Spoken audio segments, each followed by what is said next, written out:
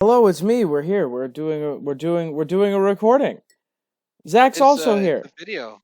I am cutting a watermelon right now. Is that a euphemism?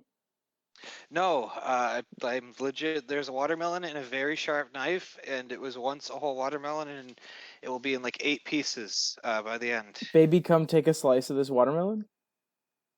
Is that a thing? Oh, Jesus Christ! There's my sink. What Uh, what do you do? What's going on over there? the only open spot to cut is right by my sink, so it's a very fraught game. Oh my god.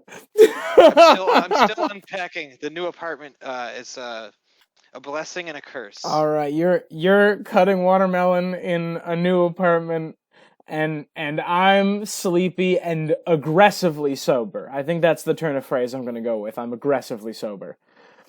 So, Zach, what's the video we're doing today? So we've been teasing it forever. It's the babies of Bobby B, Yeah. the boisterous bass players that have bounced. Thank you. That was kind of you.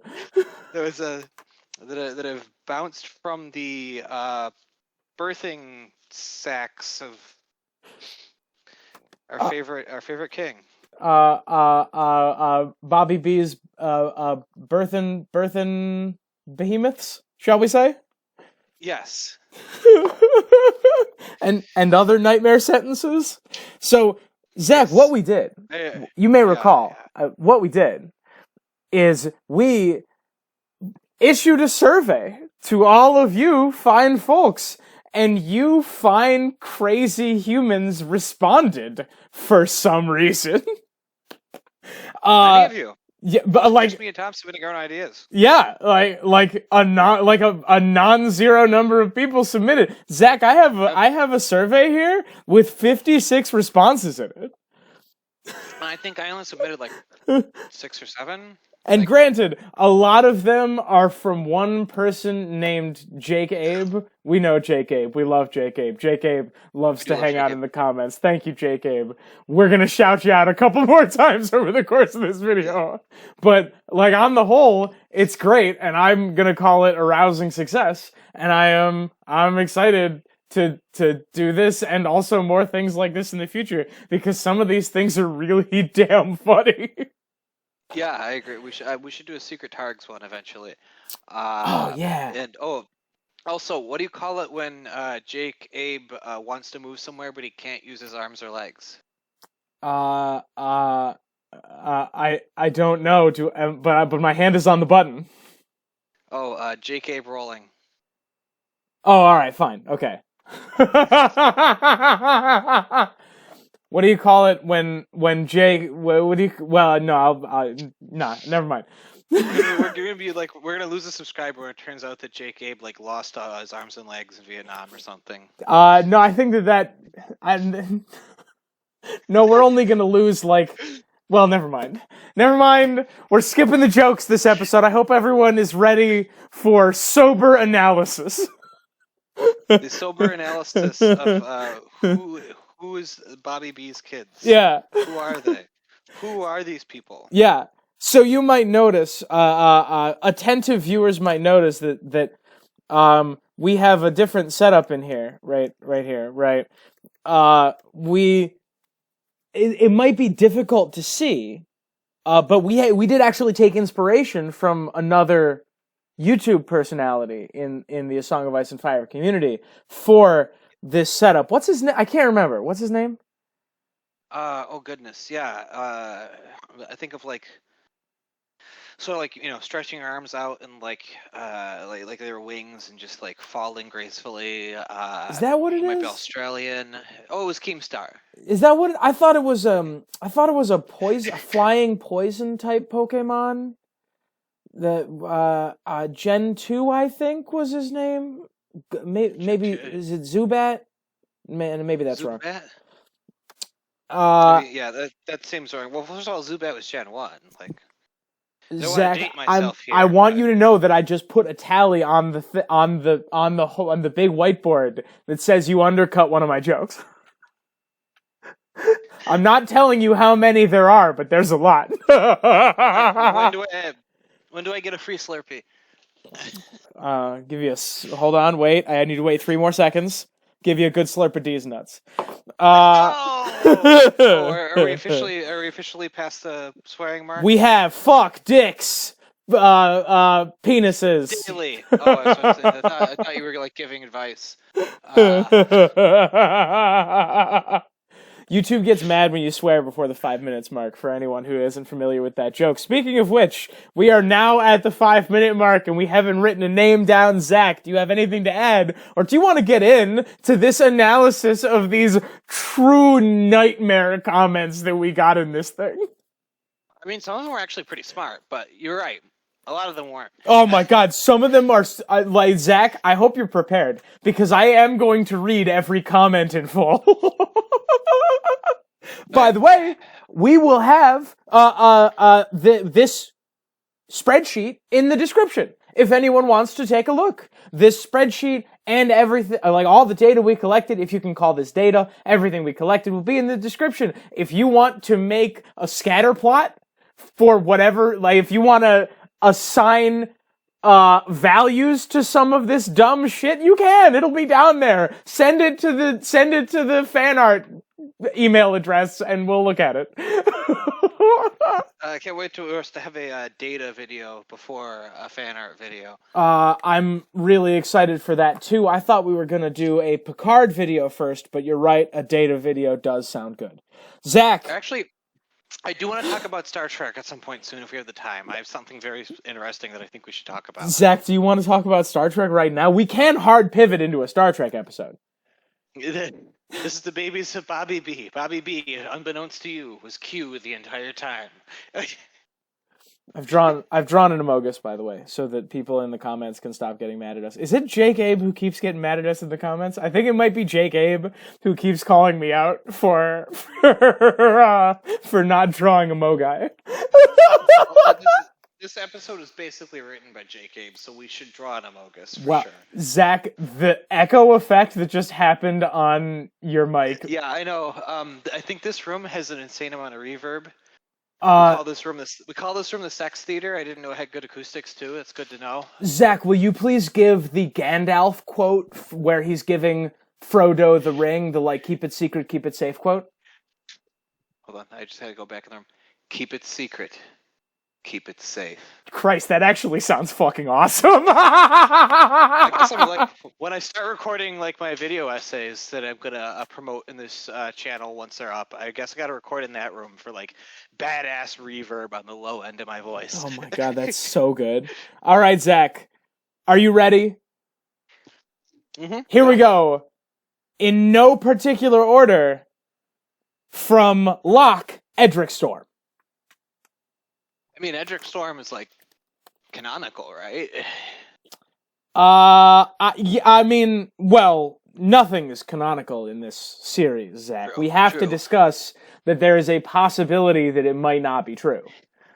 Well, okay, yeah. Like, what if Renly is like, okay, I'm gonna see if I'm like have any interest in girls, and he put in a solid effort and was like, no, I'm not. But consequences. There were consequences. Would you like to know? This form has four fields. The name of the person that you're submitting, a why section, a citation section, and your name, right?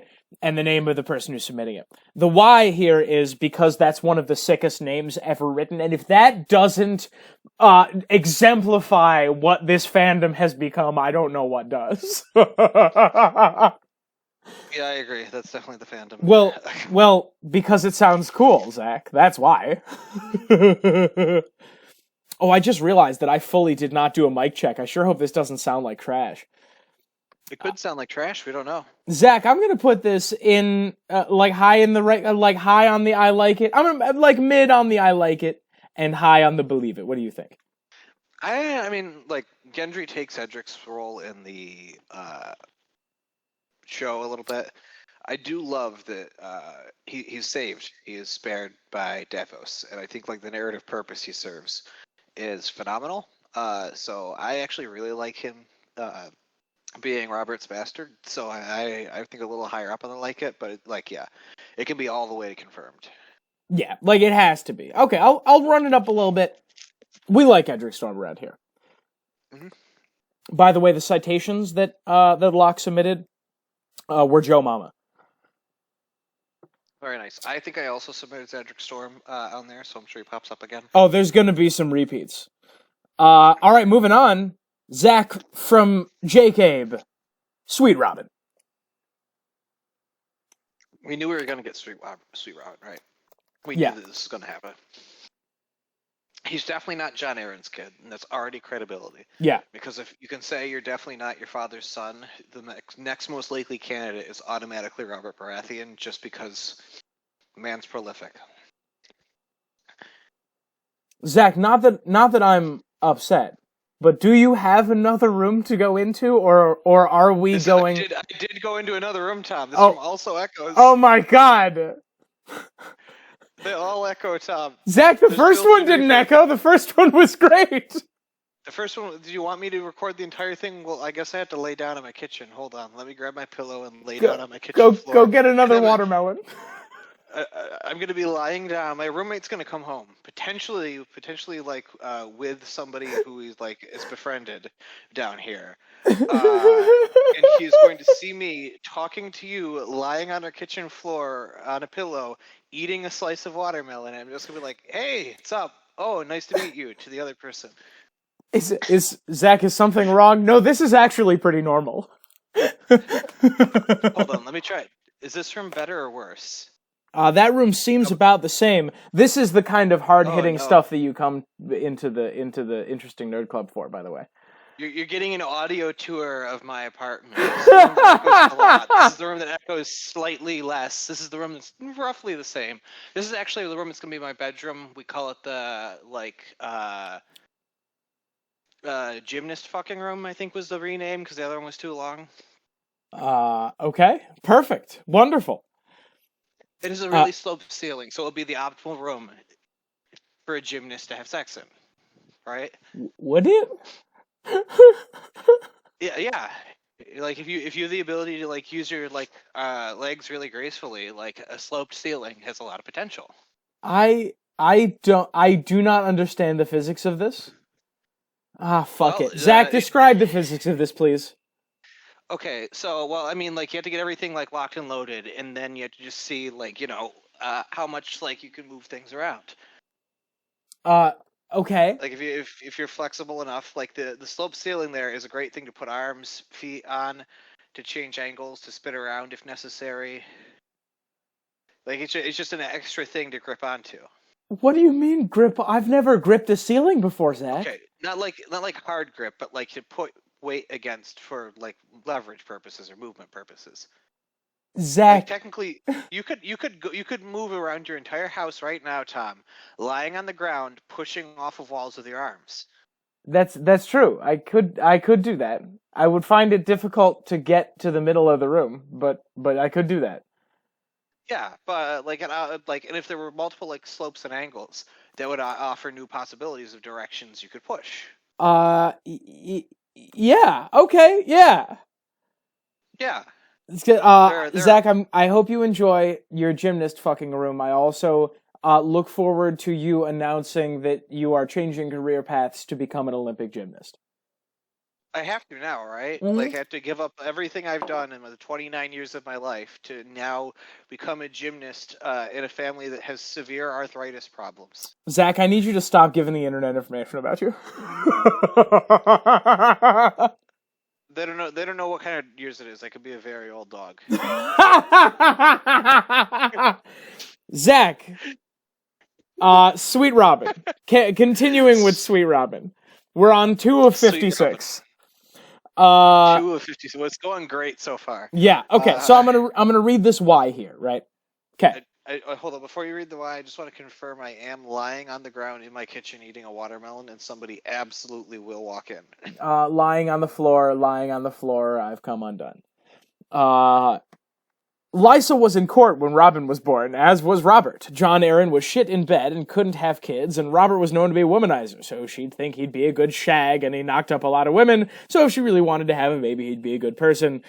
Goes on to discuss Robert and Peter's sex life. We reference the seed is strong. Could be Jon realizing Cersei's kids aren't Robert's, but also that Robin isn't his, and obviously naming Robert his true father. Naming Robert after his true father.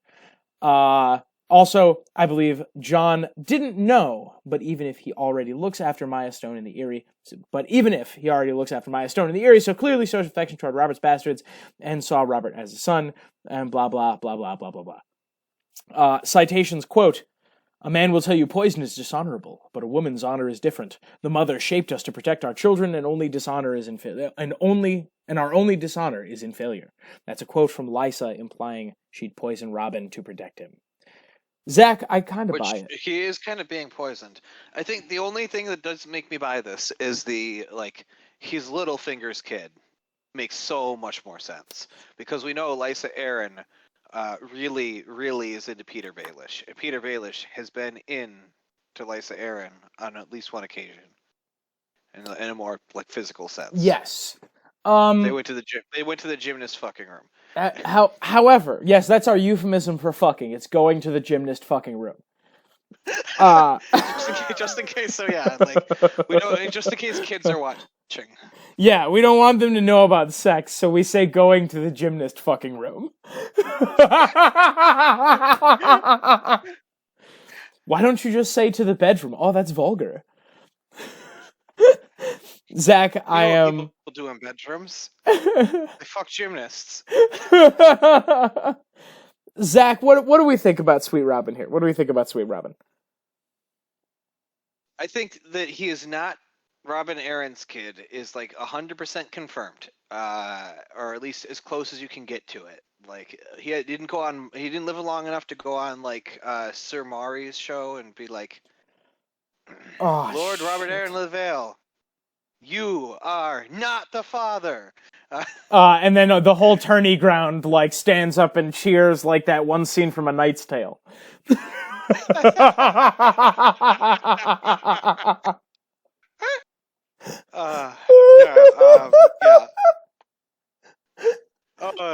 Oh, that's good. That's too good. Oh, man, Sir Maury's show is pretty good. That's pretty funny, Zach. That's pretty funny. Zach, I'm going to put it not all the way in the top left, but up that direction. What do you think? I don't think it's true, but I do like it. I like it a lot. I think, Peter Baelish is more likely. But I think, him being him also, that would make him potentially the rightful heir to the Iron Throne. With if Peter doesn't know that, he is wasting, if he wants to get more and more power, he's sitting on arguably, if he says he can argue a legitimacy sort of thing, of noble birth, yada yada yada, push his claim. Cersei killed some of other Robert's bastards because she thought they might have a legit claim or could at least do a Blackfire sort of thing. If he gets legitimized and people find out that Robert's kids aren't actually his kids.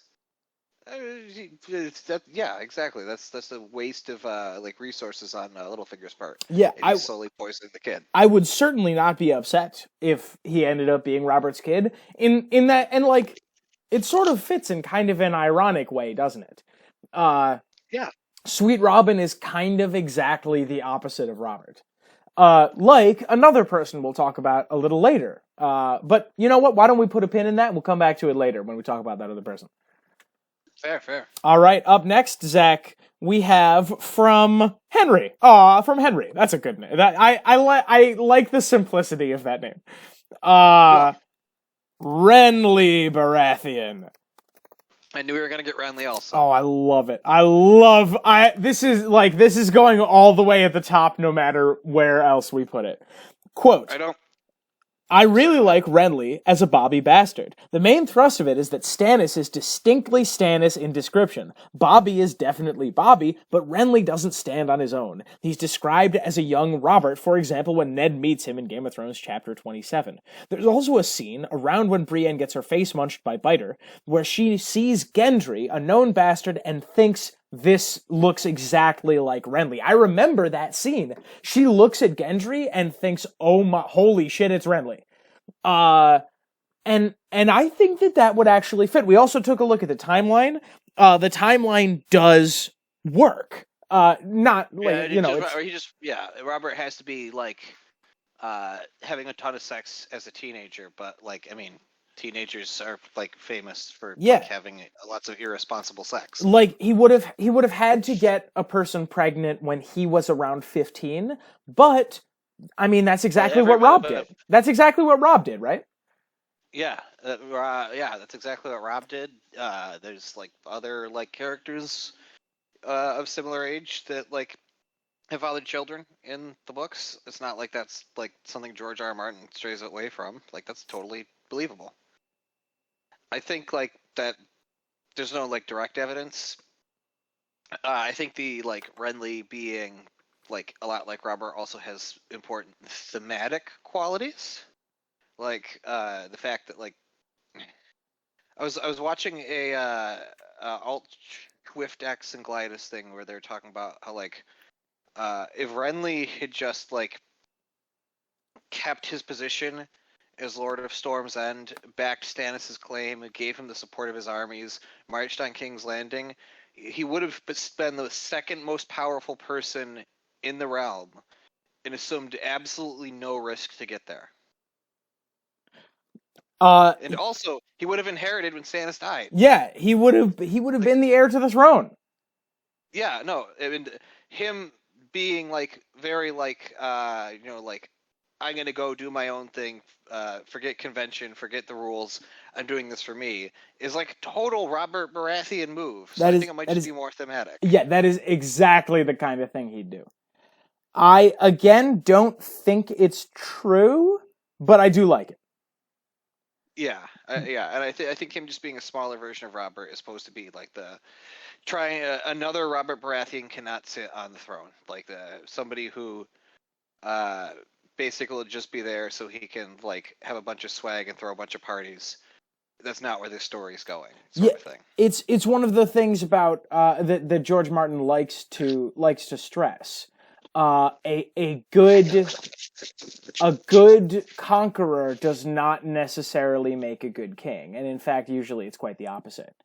Well, I think also Renly's supposed to be a smart politician who's unprepared for when it comes to war, because like he's the one who he pops into Ned's room and is like, "Hey, Neddy boy, I heard you're planning a coup. You should do that now or never." Because this is your golden coup window here, and the second that Robert croaks, you're fucked, and your coup ain't gonna work. So are we doing this thing or not? And Ned says, "No, I have to be honorable." And it's like, "Cool, I'm gonna leave King's Landing immediately and never look back." And he was right. And he also got like an amazing marriage alliance. I would love to talk more about Renly at some point. Like we should do a Renly video.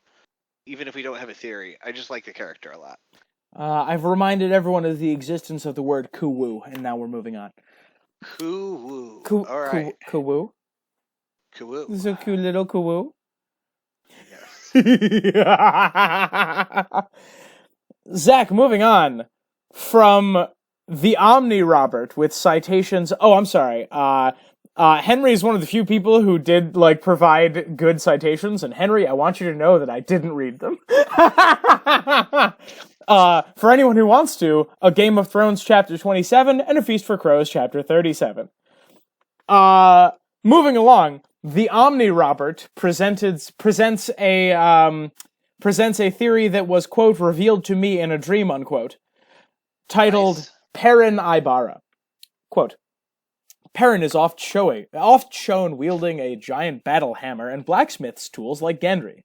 He yearns for the simpler things and despises leading. He later falls for a daughter of a noble, spoilers, a noble house from the west whose father is a strategic master. Fi uses deception and trickery to further her own goals. Shut up about the pronunciation, I'll fight you all.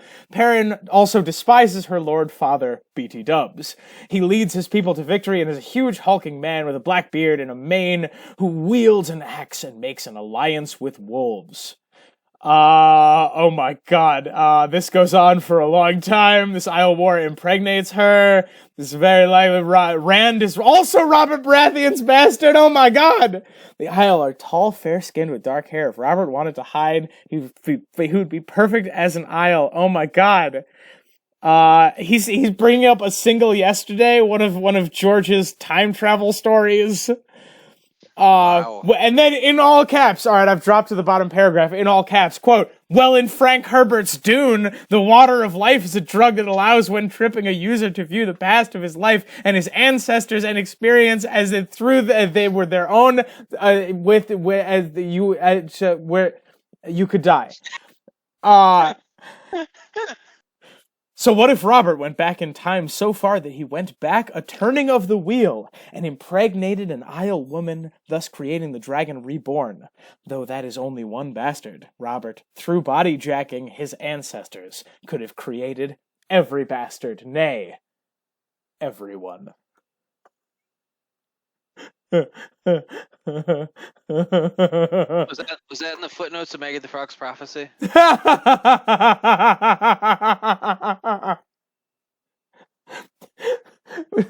3 for you and 6 and 10 asterisk for him.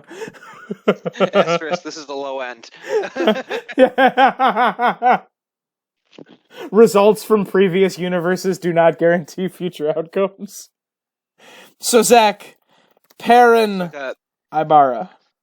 It's like how the average person swallows 7 spiders in their sleep in their lifetime, but it's only because of one guy who swallows like 500 spiders every night. Yeah, it's because of one guy who eats spiders. Zach, Perrin Ibarra. I'm gonna put Perrin Ibarra up here with Renly Baratheon. No, I'm gonna bring it down a little bit. Because you say Perrin makes an alliance with wolves.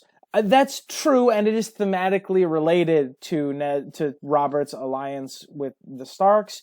However, I would say that Perrin's alliance to the wolves is more closely related to Jon, who is he marries into the wolves. You know what I mean? He is part wolf by the end of the story. So I'm not putting it all the way at the top, but I do like it. I love the research done here to make this believable. Did we directly state you read the evidence for the people who might be confused and trying to find this character on the Wiki of Ice and Fire? No. Look again, it's there. Look again. You're the one there's something wrong with you if you can't find it. They might go by their bastard name. The last name in that area is Time. Hello, my name is Brantine. Oh my god, that's so good. Okay, Zach, I've put Perrin Ibarra off on the left. If anyone wants to explain the joke in the comments, they can, but I'm not going to do it. Hey guys, Peter Griffin here. All right, and then we have everyone. Zach, I'm beginning to realize that top right corner is going to be pretty full. That top left, rather. Of things that we really love but are categorically untrue. Yeah. Yes, that's gonna be slammed. I'm probably gonna put this one. With Perrin. Put it right there. How's that? How do you feel about that? Yeah. This does of course imply. Hold on. This does of course imply that we believe that everyone is a child of Robert Baratheon slightly more than we believe that Perrin is a child of Robert Baratheon. Well, okay, that's actually more believable, though. We know that everyone exists in A Song of Ice and Fire. Yeah, but it can't be.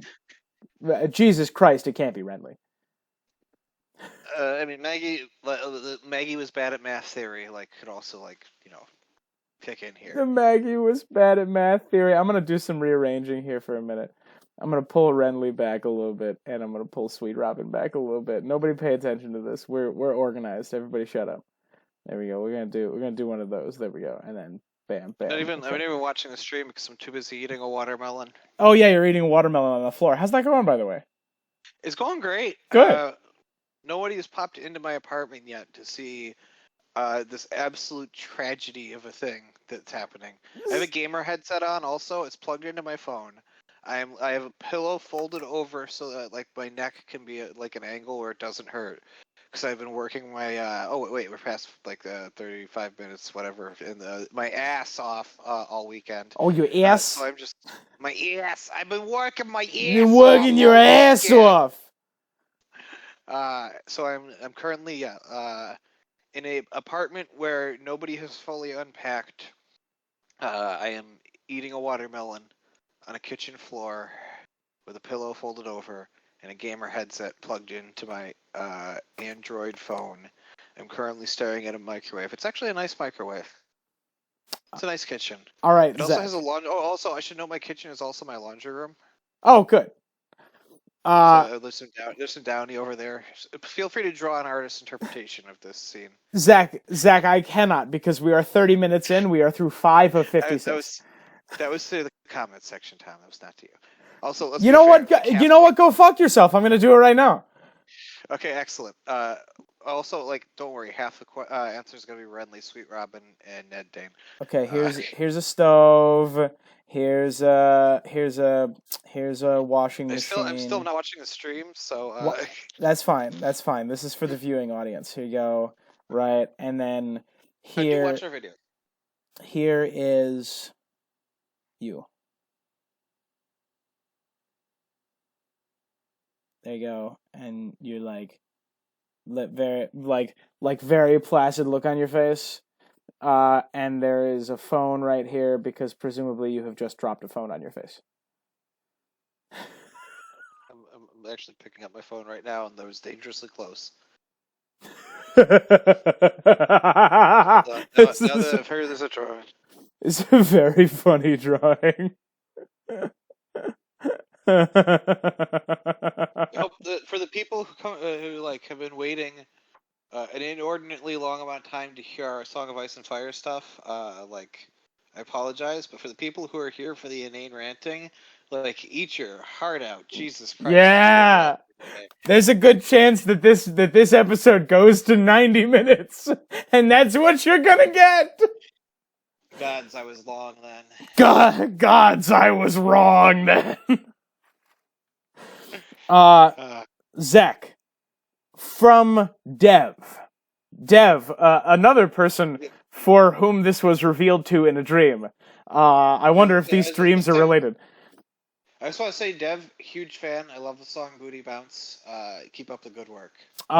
Zach, this person submitted it in our Gimme Another Card format, so we are going to do a brief parenthetical within this episode to do that. Clue number 1, Cersei tells Ned that she was pregnant by Robert once, but aborted it. Make a guess. Make a guess. Is it Rhaego? Number 2, Cersei also says that Robert was very drunk the first time they had sex, called Cersei Lyanna.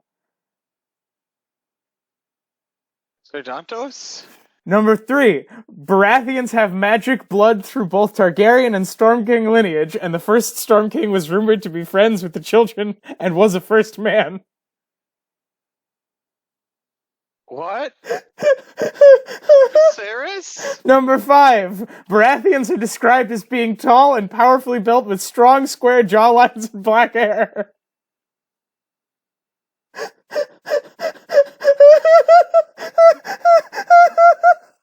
Patchface? Number 7, skin changes are able to warg into animals just before death and live into another life and do not need to do so intentionally. Jon Snow? I'm jumping back. Baroque is a skin changer whose skin changes into a boar. He is described as being hulking, black-browed with a flat nose, heavy jowls, dark with stubble, and small, close-set eyes. Who is this? You don't know Baroque? No. Oh yeah, I think it's actually pronounced Barak in the book, but this is I think this is Harma Dog's Head's spouse. I get the wildlings confused sometimes. There's Same. one of them skin changes a boar, and like that boar has like conflict with Ghost some of the time in dance. They're implying that Robert was killed by his own kid. I kind of love it. I kind of love it. Zach, ding! There's no way. Zach, there's no ding! way in hell. Wait, the boar. Oh, the boar is Robert's kid. It's a Borahai! A Borahai. Conclusion. Is also Bobby B. Bastard. Conclusion, quote, the fetus of Bobby B's first and only child with Cersei unconsciously warged into a boar as it was being aborted and became a monstrous boar living in the forest. Robert then slew his own son and ordered it to be served and eaten at his funeral feast. Cersei eats her own son. I didn't know the books were written by Clarence Thomas. Oh my god. Zach, that's a good joke. That's a good, I don't want to move past that joke. That's a good joke.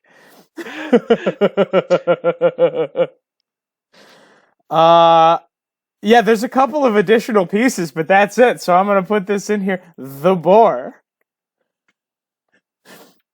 It's really funny. That's very, very funny. Man, it turns out that the rat cook was Robert the whole time.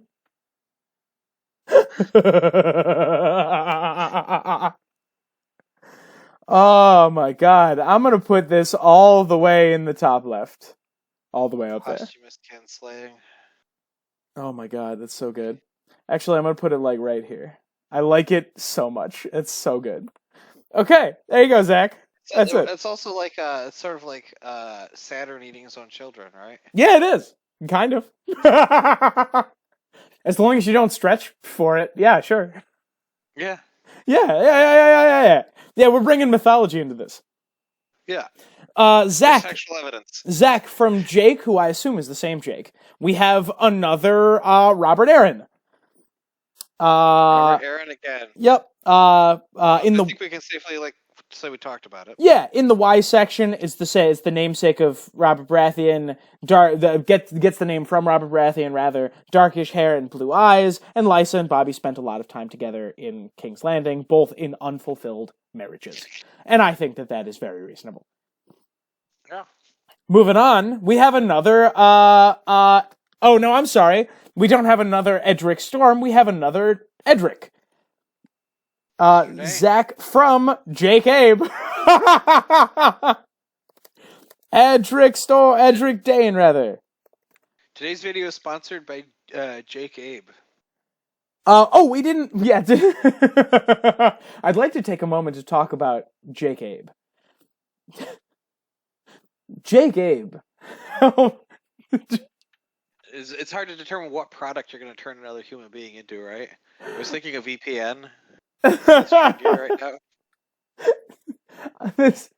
When I'm searching for evidence to support my incest theory, I don't like Spectrum Wireless to be able to look at what I'm doing, so I use Jake Abe VPN. Jake Abe VPN for the real A Song of Ice and Fire fan. I like a better idea. It's not a VPN. You advertise it like a VPN, but every time somebody goes to look at your browser history, he just jingles like keys so they pay attention to him. Yeah, he's not a VPN. He just stands behind people. He's a very public nuisance. There we go. Those are the jokes. Zach. Those are the jokes. Okay. Edric Dane. Quote. Then Bobby would have made the 8. We didn't really reference this at the beginning of the video, but one of the criteria was in the show. There's that whole bit about making the 8, and I think that it would be appropriate if Robert had a kid from at least each of the 8 locations. We know he never made it to Dorne. We know, that's hard confirmed. We know he never made it to Dorne, but Edric Dane would be that Dornish person, right? We don't know much about Ned Dane's parentage, and he is, at least on the surface, certainly temperamentally similar to Robert. Yeah. Quote. He's called Ned because Robb was like, please name him after my bestie. And then the Danes were like, please, he killed our brother and sent our sister to suicide. I don't really want, and then Bobby said, just do it. And then did the Shia LaBeouf meme pose. Also, my citation is a must-watch video I made proving this to be true, so very please watch it. It's very short. I can attest to this. Go into the spreadsheet. This is a great video that Jake Abe has listed, and you should go and watch it. It's really good. It's very good. I agree with everything that's stated in the video. I watched it. You should definitely watch it. Yes. Anyway, I like it. Unironically, I like it. I think it's good. I think it's fun. I think it kind of fits because who Ned Dane's family is sort of a mystery at this point in the series, and it totally yes. could be related to the family. I'm gonna put it like dead center, right? I like it, but I don't believe it or disbelieve it at this point. I would like it to be true, but there's really no evidence one way or the other. Yeah, I do like it. I'm gonna put it like right here. Yeah, this is maybe right there. Yeah, right there. There it is. Yeah. Okay, moving right along. I have similar feelings. Yeah. We have another one from Jake Abe. Sweet Robin again. Says Jake Abe, I've submitted this already, but I wanted to add that there's no way Sweet Robin is Littlefinger's kid. He never references it, and it just doesn't make sense that he'd try to kill his own son. He could definitely come up with a better plan that keeps his kin alive and uses this connection to his advantage. But Littlefinger knowing it's Robert's bastard makes him more inclined to slowly kill him and put Harry on the Eyrie, as Robin could have a good claim to the throne, like Edric Storm. It is far easier for Littlefinger to make Sansa marry Robin than Harry, and clearly Robin is easy to manipulate under Littlefinger's control, unlike Harry. So there has to be a good reason to want to get rid of him, and it must be that Robin could one day be king. That is really some beautiful tinfoil. But Robin likes Peter, right? Robin likes Peter, but Peter is slowly poisoning Robin. Yeah. But exactly, that's such an asset to have, a potential claimant to the throne. Chaos is a ladder, right? If chaos is a ladder, and eventually, random internet guy will tell us to where, shout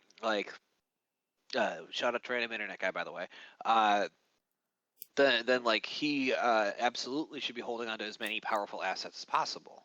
Varys is famous for holding on to people for future use. Oh, I feel. But Zach, that's actually a pretty good point. If Robin, well, not if he's a bastard. If he's a bastard, then he's really not worth much. He's only worth something as a bastard to Melisandre. Well, no, he's worth about as much as Daemon Blackfire, right? He could still in a time of chaos, or even a time of not all that much chaos, but distrust and anxiety. A bastard is still pretty good. They hammer that lesson home many times in Song of Ice and Fire. A bastard will do when the circumstances are right. Well, I think that the point. I think that the point is that Littlefinger is poisoning Sweet Robin, and I really don't know why. Yeah, I agree. I also don't know why. It'll be a fun video. I don't think it's because he's Robert's kid. Everyone go watch Random Internet Guy's videos. And Jake Abe, I want you to know that you have pushed this further toward the top left. I still like it, but I doubt it. That made me like it more and doubt it more. Yes, I agree. Moving on. From Jake Abe. We have Shireen Baratheon. Shireen Baratheon's entry opens with "bit fucked in it," and Gurm likes fucked up. Also, it's mirrored in Euron and Victarion, explaining why Stannis hates Bobby so much, but Stannis is too honorable to kill his wife, so raises the kid as his own, unlike Victarion. Prince was cocked. Zach, you got real quiet there a minute ago. Am I better now? You are much better now. Oh yeah, you got that sultry NPR going on from that position. Nice. I'm sitting in front of an open refrigerator now, so maybe the refrigerator's that's doing it. Oh, perfect. Welcome to All Things Considered on NPR. I'm your host, Zach from the Interesting Nerd Club. Hello. Welcome. We now return to our sub-segment, All Bastards Considered. Zach, I'm going to be straight up. I think I don't like that. In the same way that I don't like Tyrion being a bastard.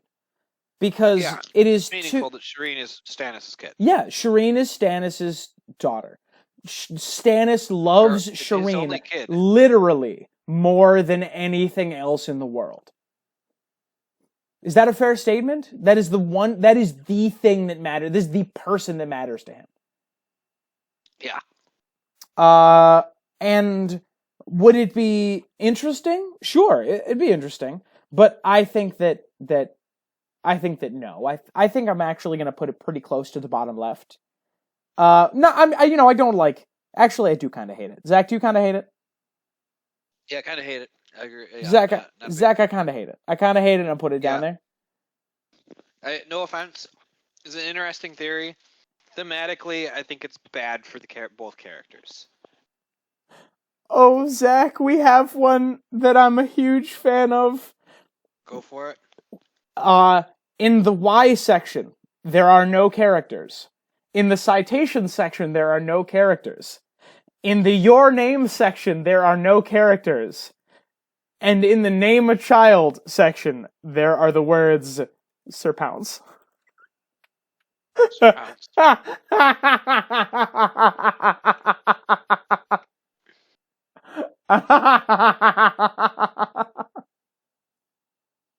No, maybe Robert was aware of the Azor Ahai prophecy. Zach, we don't call them wares, we call them wargs. Maybe he was aware. Maybe he was a warg of the prophecy. And, in doing so, he came to believe that Lightbringer was his dick, right? I've been using that line lately, and it really does work. Yes. Yes. And I'm also the stallion that'll mount the world. And baby, you're the world to me. Ooh. All right. All right, Zach. Oh my God! I think that pressure release was underwear hitting the floor across the eastern seaboard. Well, the moisture level just went up across the entire English-speaking world. Anyway, Zach, I have a question. Horrible. You're gonna get canceled on Twitter. I have a question, Zach. I have a question. No, wait, I didn't get to finish my hypothesis. Damn it! I thought we were done. No, Robert Baratheon thought his dick was Lightbringer, and he's like, at one point it needs to go through a lion, right?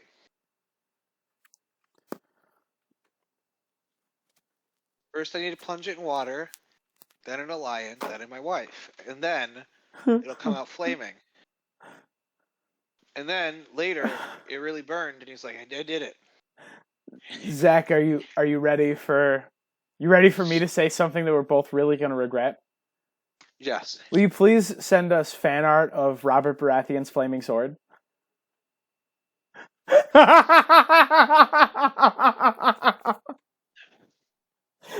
Zach, I have a question. Yes. Does the timing work out that Sir Pounce was born after Robert Baratheon died? I don't think so, no. I think that... Isn't he a kitten when Tommen gets him? We don't know. We don't know the exact age. We just he's adopted, and it was a gift from Marjorie. But yeah, I think that Marjorie gifted him kittens. We don't know if they're newborn kittens or whether they're just small cats. Okay, so play with me in this brain space here, right? Suppose if the cats are less than a year old, then that timing could absolutely work out. So what if Robert Baratheon warged into Balerion, the old black tomcat that lives. Totally. Yeah, and then that is Robert Baratheon's kid. That makes sense, and that also explains why the Baratheon house words are "ours is the furry." That's it. That's the episode. Everybody go home. Zach, I'm putting it in the top left, right next to the boar. I agree. All right. It's up there with the boar. I like it. It's not true, but I like it. Zach, are you ready for the first one that I'm putting in the top right? Wait, didn't we already put one in the top right? We put Edric Storm up in that direction. But this is the first one that I'm putting all the way up there. You ready? Yeah, who is it? From Aramis, Podrick Payne.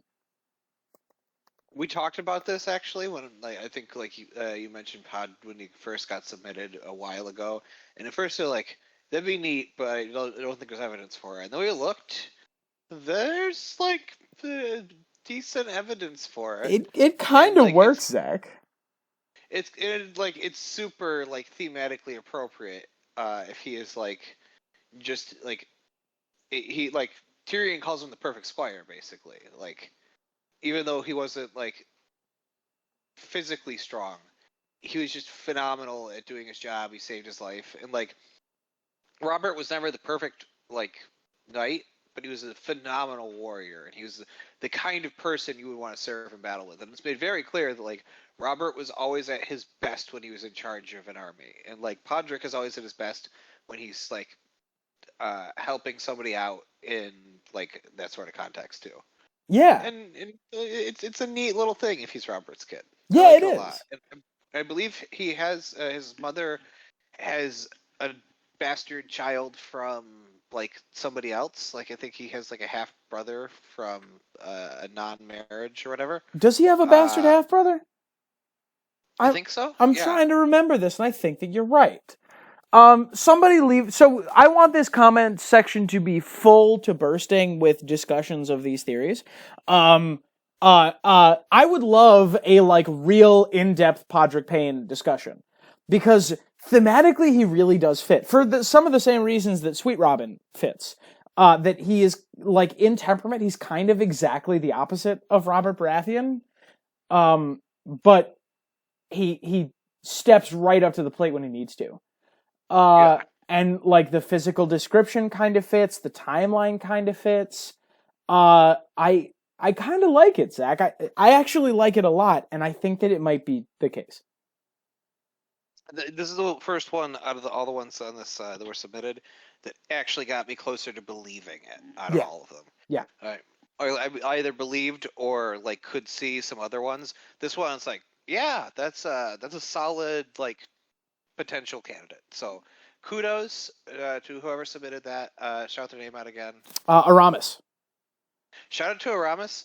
I am sold, actually. I will hit like I will put like Podrick on like at least the A tier of potential Robert bastards for any future discussion that might come up in. Like, solid idea. I think it also said like meme for the show, but like I don't know, like it's not really all that much of a meme. Yeah, it's not that memey. It's no flip. It's like it's no memeier than Sweet Robin. It's actually kind of good. Although this individual's Y section simply contains the words that explains why he's pawed the rod, and that's good. That's good. I like it. That is good. That's good. I've been pronouncing this Aramis, but it could also be Aramis, which makes me think that the person was pointing out a goat, like a mountain goat charging at them, but only got some of the way through the warning. They tried to abbreviate it in enough time to like. But it was trying to say Aramis coming right at me. Oh! I thought it was like talking to another person, and they just wanted to like be really quick, kind of like Aram, us. Like you know, the all random all mid server is live. Yeah. Yes. All right, Zach, moving right along from our good buddy Jake Abe. Samwell Tarly. Quote. Possible. He looks like Bobby. Dark hair, pale eyes, large build. Fair. His father hates him, maybe due to him knowing he's raising the king's bastard son, but can't say anything because it's treasonous or just shames his honor. Tried to raise Samwell as a fighter and warrior because Bobby was so skilled at fighting, he thought it must be passed down, but when it didn't, that just made him more angry. And I am inclined to actually jump on top of this and take it a step further. Maybe the reason that Randall Tarly sent Sam to the wall is similar to the reason that Jon is at the wall, because that is a safe place for a bastard of a king. That's not impossible. It'd also kind of be like funny that Rhaegar's bastard and one of Robert's bastards like buddy up and like put the like nasty, horrible conflict the two had beneath them unknowingly. This will be relevant later with another candidate, but I'm not like I'm not upset about this theory. I don't necessarily like. I think it's more thematically appropriate if Sam is his father's son, and his father just has a very narrow view of what a good son is supposed to be. Yes, and that leads him to like discount a kid who, by all accounts, is a genius and like has a lot of great ideas he can contribute to the world, and with the right leadership and the right like push. Zach, I'll be right ruler. back. Please continue talking about Samwell Tarly. Yeah, he is the kind of person who could be a great ruler, and has a lot of like potential. He is incredibly smart. That's why he becomes a maester. Even though they like refer to him as like a coward and a craven, like he is the first person to slay a other, and he, Sam the Slayer and all that. He's a like genuinely like phenomenal person that you would want in a leadership position, and he only gets there by the people willing to take a chance on him. Like his friendship with Jon and the others is what shapes him into a better person, and his father could have provided that, and just he didn't do it, and that makes it more, in my opinion, like meaningful from a like narrative standpoint that he is the son of Randall Tarly. But like it is kind of neat. I do kind of like the he's actually Robert's kid thing. Like I can see some of that. I think that this would have been a more I do like it. I think it's fun, but I think that it would have been well. Actually, I like it for again a lot of the same reasons that I like Podrick Payne and Sweet Robin. That he's so opposite to Robert that it would be like an interesting, ironic sort of thing. Yeah, and I'll go back to. It would be very neat if Rhaegar's kid and one of Robert's kids were like buddies. Like, yeah, like it'd be like if I don't know, George Washington had a kid, and King George III had a kid, and they were like drinking buddies, and they like didn't know it, or something akin to that. I think that this would have been a better theory. I would have been more inclined to believe it before I read A Feast for Crows. Because in A Feast for Crows, we meet Randall Tarly, and he is the embodiment of everything that is wrong with the culture of Westeros in Game of Thrones, right? He is a sexist, vile, macho, manly man. Like he's a military hard ass. A truly awful person, Zach. Yeah, and I think that if Sam is not his son, I think that takes away some of the impact that Randall Tarly's character has, and Randall Tarly's character is really important. Yeah, and like I was saying, like his son has to get away from him to become a great person, because the Sam we know now is a great human being. He is a phenomenal person who has done good, who has helped a lot of people, who is Sam the Slayer, who is also like one of the smartest people in the books, and he would have never lived up to that potential under Randall Tarly. It's a perfect example of why Randall Tarly, the like example of what a good lord should look like, is a terrible role model. Yes, I agree. What do you think here, Zach? I'm inclined to put it all the way on the left center. I don't dislike it, but I really don't think it's the case. I kind of dislike it a little bit, just because like him being Randall's kid is more All right. meaningful. On the other hand, I don't fully disbelieve it. Like, there's got to be a lot of Robert bastards out there, and the timeline fits, and like there's some other like circumstantial evidence. So I'm not gonna say I fully disbelieve it. What do you think of right there? I think that's fine. Yeah, I think that's a good spot for it. All right. Moving right along, Zach. From... Nope. Oh, hello? Hello? Sorry, I saw a flashing light and thought it was a person. All right, Zach. From our boy, Jake Abe. Pate. The pig boy. Pate like the pig boy.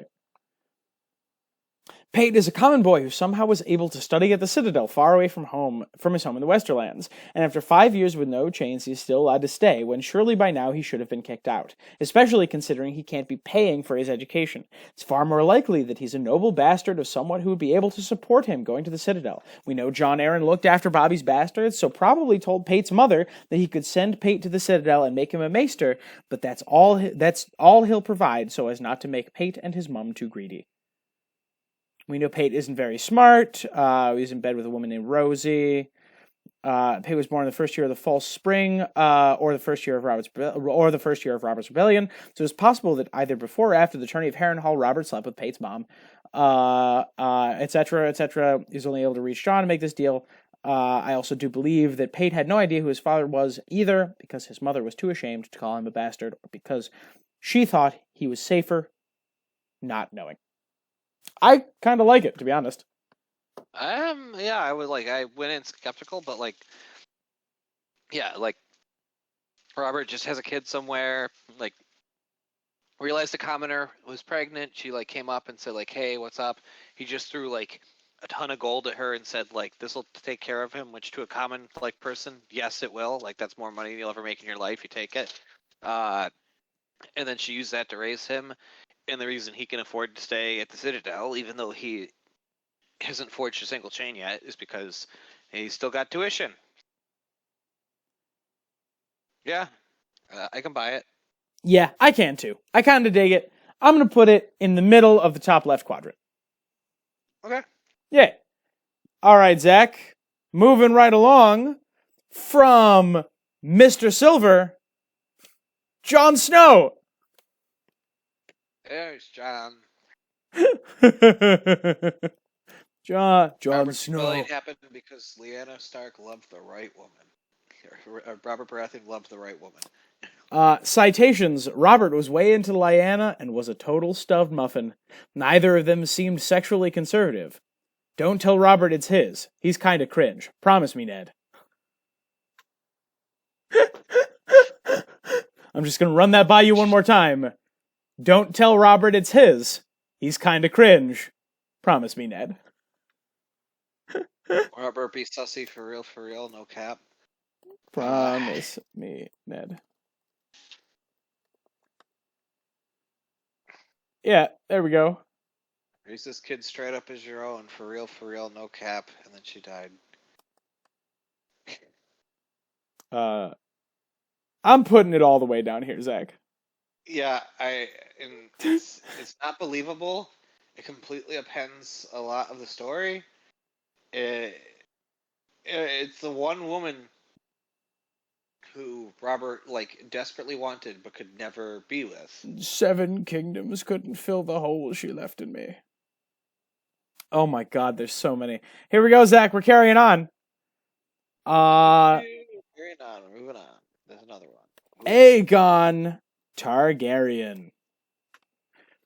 Fagon is actually a Robert bastard. Quote, think of how dramatic it will be when Fagon, who is both totes a real Aegon and a Bobby B. bastard, has to throw down against his half-brother and also Bobby B. bastard, Jon Snow. It's also funny to imagine, all claimants to the Iron Throne are secretly Bobby B. bastards. Citations, see above. Also, do you guys have an email for the channel? What if people want to send you fan art? This is unsigned, I should say. Thank you, unsigned friend. It'll be in the description. You did inspire us for the fan art email. So yep. I gotta give you a lot of credit there. Yep, that is because of you. Zach, I'm gonna put this. This implies that Robert Baratheon fucked Elia Martell, and Rhaegar kidnapped Lyanna for real, or at least seduced Lyanna for real, just to countercuck him, right? Oh my god, the countercuck theory. I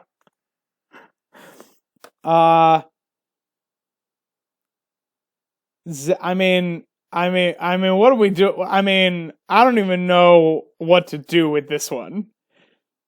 Because it is hilarious. I'm putting it up by Renly and Sweet Robin. I don't like it. I think it's a good laugh. I definitely don't believe it. You want to down here? Just a little incrementally down. It can be right on the line maybe. We'll put it there. It's a good chuckle. It's pretty chuckle. funny. Oh wait, Zach, that would make Aegon Targaryen his Dornish bastard.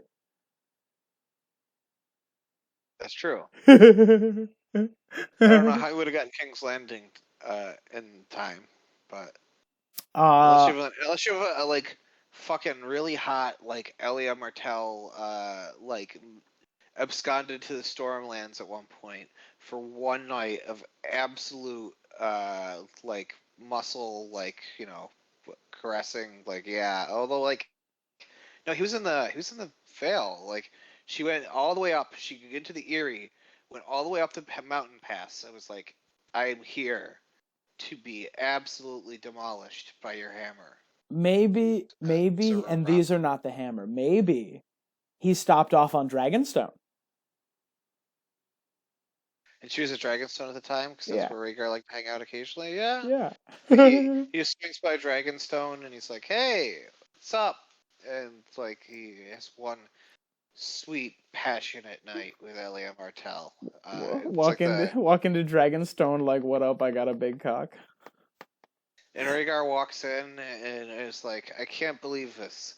You fucked my wife. I'm gonna fuck the Seven Kingdoms."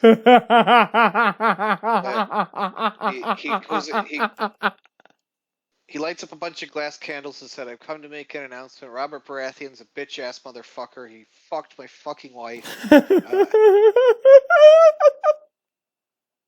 Oh my god. Zach, it's the countercuck theory.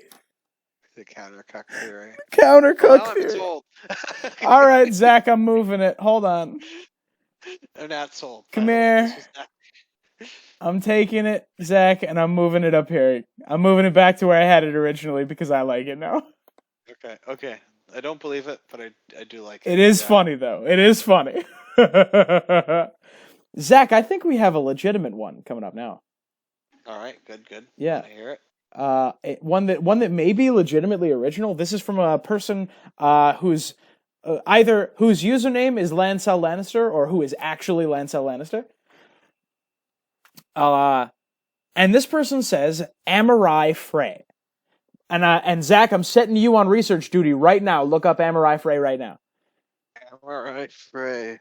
Amerei. Amarai Frey? I think. Oh yeah. Quote, Bobby B meets Maria Derry at Harrenhal and beds her. Dishonored, the Derrys are forced to send her to Walder Frey's 9th son, someone with no chance of inheriting anything. Her eyes aren't blue, but her size and her personality do match. And then in citations, quote, after that, Merritt's luck had only gotten worse. His father had managed to make a good marriage for him somehow. He wed one of Lord Derry's daughter, back when the Derrys stood high in King Aerys' favor.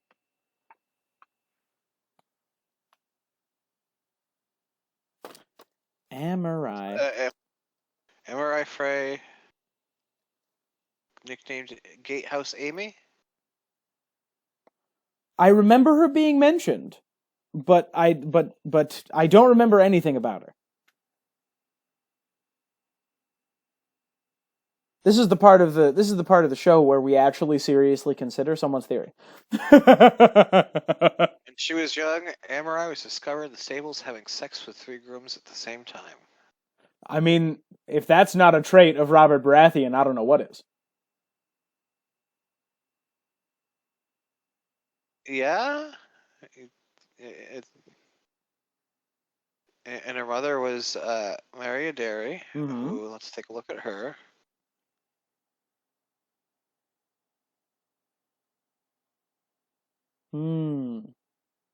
Short story, who she found disappointing. 3 girls, stillbirth, a girl died in infancy, and then a son. She's very potent. She can have a lot of kids. Handsome woman with gray streaks in her hair. I'll be right back again. Please continue talking about Gatehouse Amy. So I'm looking more at her mother. Yeah. This is an interesting theory here. Married to Merritt Frey, who I believe we've talked about before on this channel. Merritt Frey. Yeah, Merritt Frey was the one in the end of Storm of Swords. He is the Frey that was buddies with Jaime Lannister. They fought the Kings of Brotherhood. And so let's see, Sarah's mother, Mari's relative. He named his daughter Gatehouse Amy after his mother. It's interesting.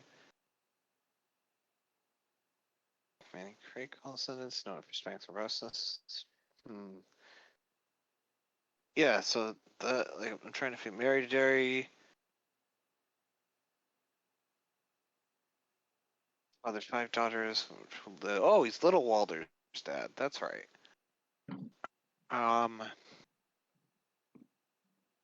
Yeah, and the other one's Fat Walda. So one of them fucks every night of her life, and the other one eats every waking moment of her life. Also, I think Fat Walda is quite unfortunately married, to the Boltons. Married to Roose Bolton, the Roose who is loose.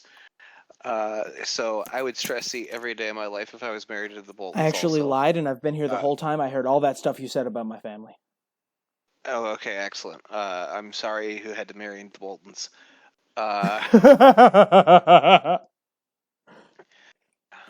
So yeah, House Derry lost most of its influence power to Robert's Rebellion. And this is interesting. And she is the sister of Fat Walda and Little Walder Frey, as I was pointing out. So this is interesting. Gatehouse Amy could absolutely be a Baratheon bastard. I think just we don't have a description. Do we have a description on hair color or eye color that's given? She has brown eyes, so yeah, I guess that might not be the case. But there are other people on here where the eye color isn't perfect. But I'm still not entirely unconvinced. Yeah. What do you think of putting it What do you think of putting it kind of next to Ned Dane, right? Somewhere like that. Yeah. I kind of dig it, to be honest.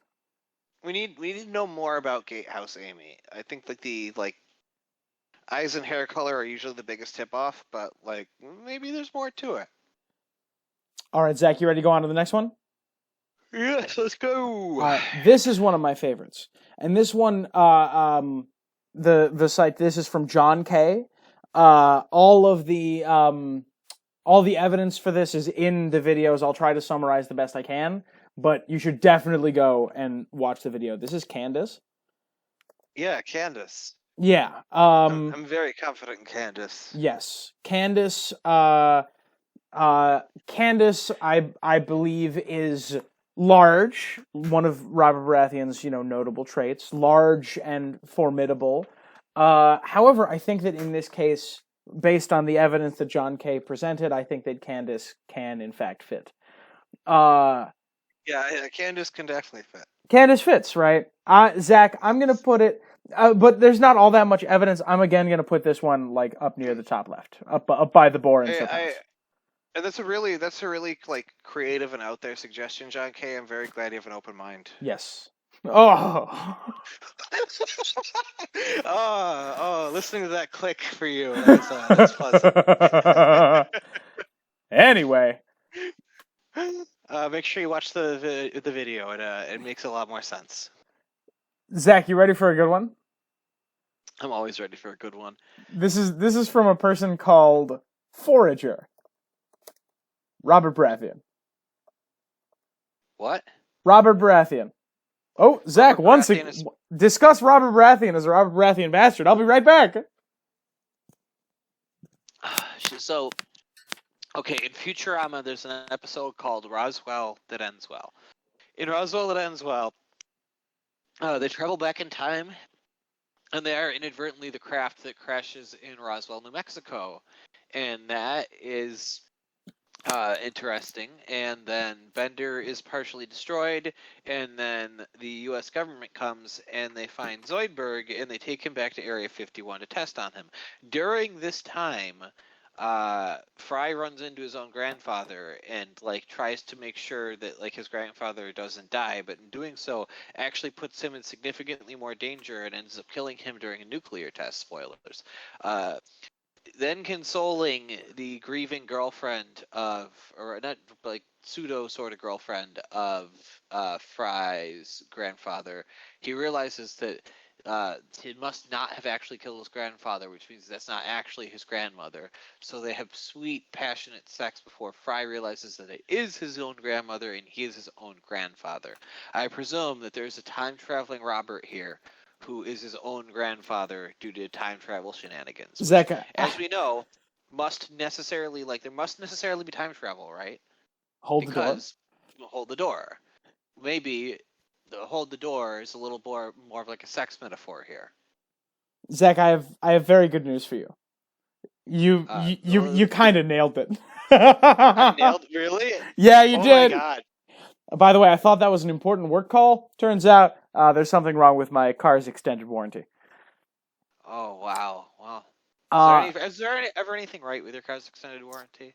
You ever gotten a call? It's like, your car's extended warranty is doing fucking great. Just wanted to call you up and be like, yo, respect on your extended warranty. I think that warranty could be the title of a history book discussing the American Civil War. I'm sorry, the American Revolutionary War. My bad. Revolutionary War. I think some rebellions in India would also fit pretty well. Maybe These are good tea jokes. Yes. Quote, this is from Forager, quote, "This one is pretty obvious. Since Robert Baratheon clearly faked his own death on a hunt to get away from Cersei and go back to killing things, and then traveled to Essos and then hit a 24-hour fitness regimen until he was completely swole. Then, for a laugh, he dyed his hair blue and took the name Dario and sought out Dany, whom he then impregnated. And since Mary Mazdur clearly turned Dany's womb into a time machine, the embryo Robert Dario impregnated got sent back in time into Cassandra Baratheon's womb, not killing her because the baby wasn't already mostly formed, who then birthed the child and named it Robert Baratheon. Therefore, anyone can clearly see Robert Baratheon as a bastard of himself." It's more of a time-traveling fetus thing, but sure, why not? If you're already sold on time-traveling fetuses, what's one more, right? Zach, this is one of the funniest things I've ever seen. It's pretty hilarious. It's definitely not true. And if George R. R. Martin revealed this to be the case, I'd be very mad. But I'm laughing quite a bit. It's really good. Zach, I no longer have room in the top left, so it's going there, but understand. Oh, you know what? Hold on. People love the red ink. Here we go. We're going to please go go up that way. It's fine. If you like the red ink, please comment, "I love the red ink," dabs furiously in the comments. Yes, please comment, "I love the red ink," drops and does 300,000 push-ups furiously in the comments. The only thing I push up is bras. Those are what's going. I realize that's a really underwhelming joke. Zach, I'm sorry. The word is bruh. Bruh. As we have established, the word BRA should be pronounced BRUH, not BRAW. Zach, here we go. You ready? Are you touching boobs right now? Bruh.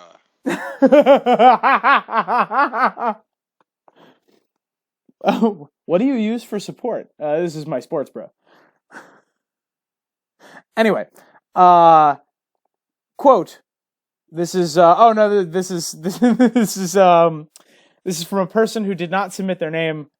Eddard Stark.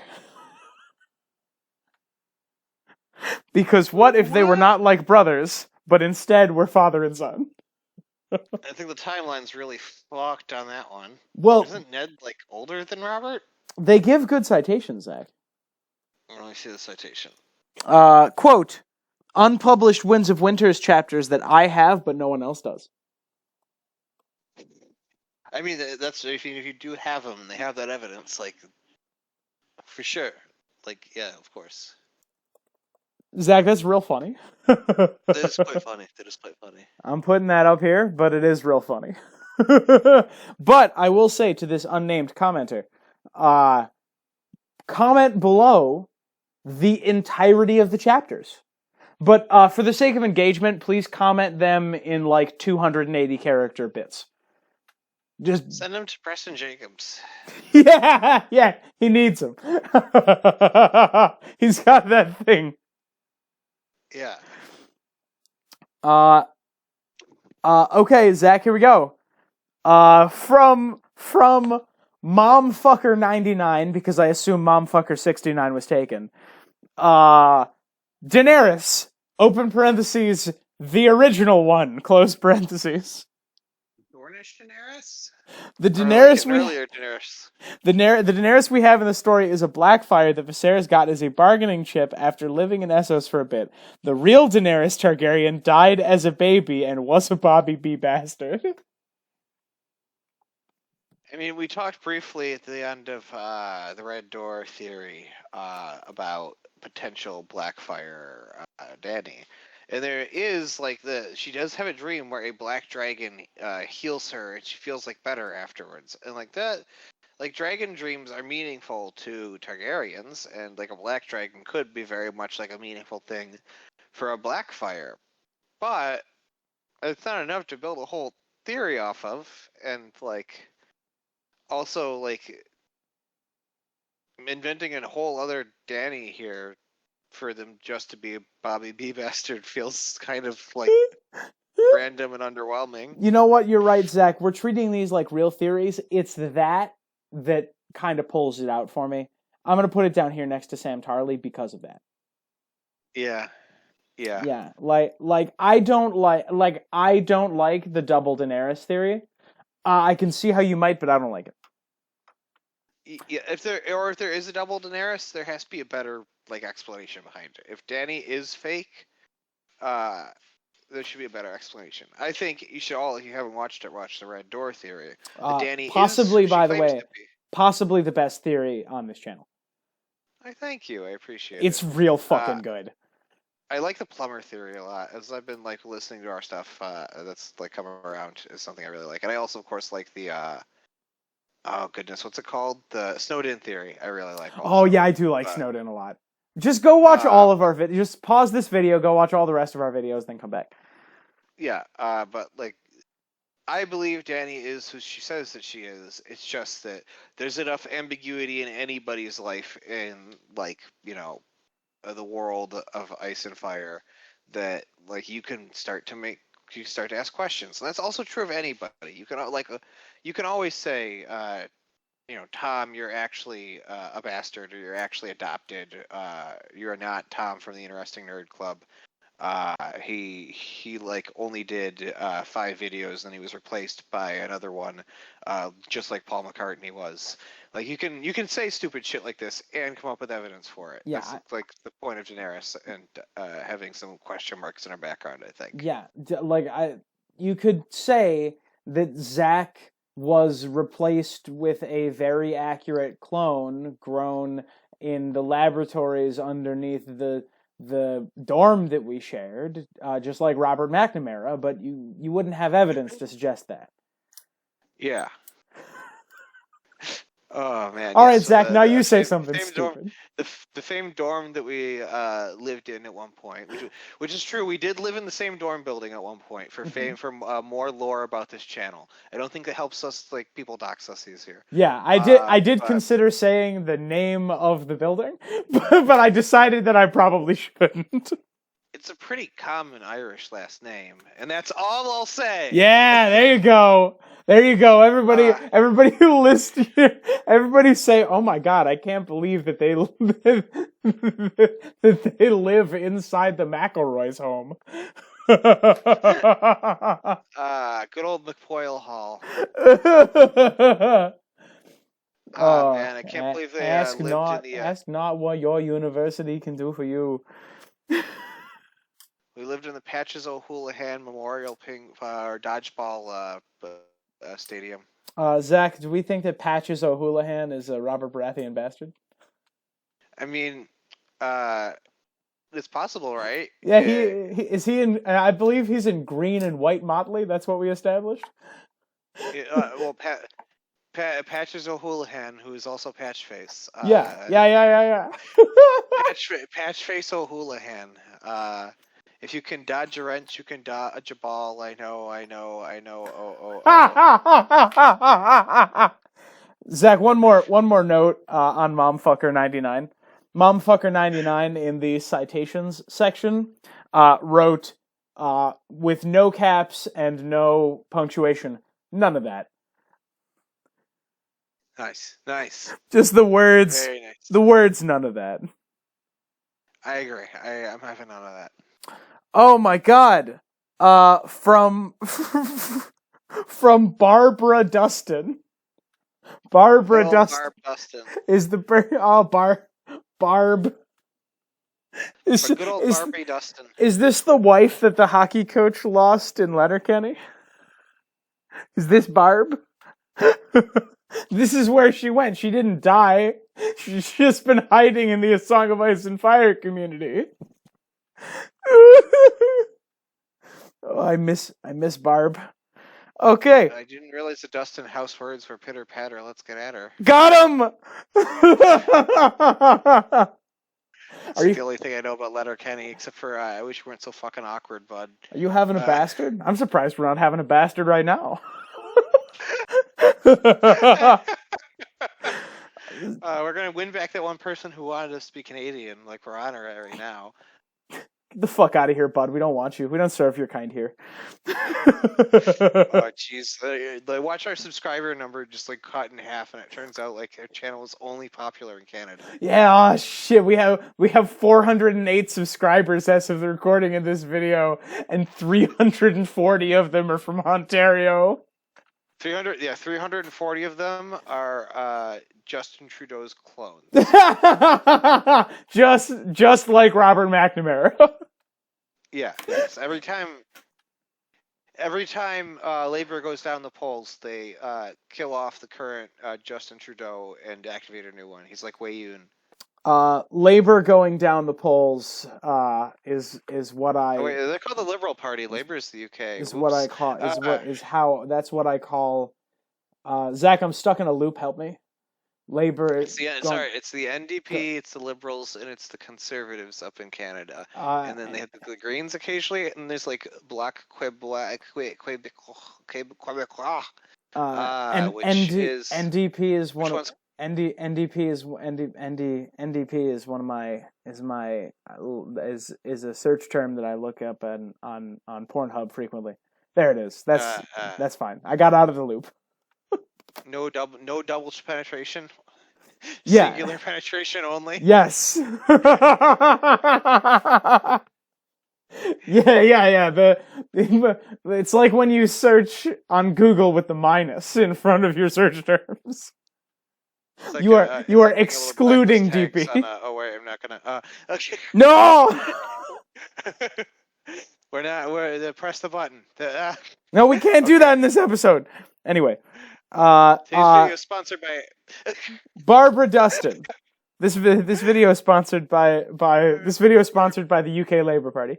This video is sponsored by Jeremy Corbyn. We have accepted who's checks from Robert B. Jeremy Corbyn, Bastard. and if anyone asks, I will say that publicly. Yeah, we have accepted checks, but we're just playing hockey with him. He's real aggressive about He's it. really good. He's a really good aggressive defenseman. Somebody brought up Israel, and he just slammed him right. Boom! Oh, there's Corbin slams a guy against the backboard just along the blue line. Man, British people are gonna think we have like serious investment in their politics, and like, oh man. Oh like, my god. No. I hope the YouTube algorithm recommends us to people very interested in UK and Canadian politics videos. My interest in British politics is I laugh every time Boris Johnson fucks something up. And that's like I kind of like the SNP and Sinn Féin just because I'm Scottish and Irish, and like it'd be fun if the United Kingdom just had to become the like United Kingdom. Zach, disunited kingdom. Zach, sorry, S&P is another tag that I search for on Pornhub frequently. Yes. What's the acronym there? I can't say that in public. Zach, Barbara Dustin, not Barbary, Barbara Dustin. It's another subtractive thing. It's sex, no pussy. Only other orifices are getting attention in that. Oh my god, I like that. Sometimes you need a real specific scene, Zach. Sometimes, yeah. So, well, like today's sponsor. Never mind. Real specific scene also describes a lot of my musical taste. Zach, let me tell you, Tom. If you were to like lead to that on your dating profile, it'd be closing a lot of goddamn doors. Oh, let's go!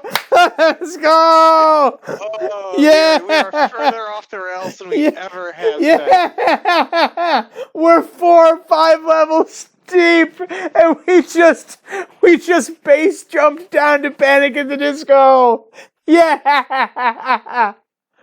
Oh my god, do I look lonely? Oh, holy shit. Anyway, Barbara Dustin, Zach. Barbara Dustin.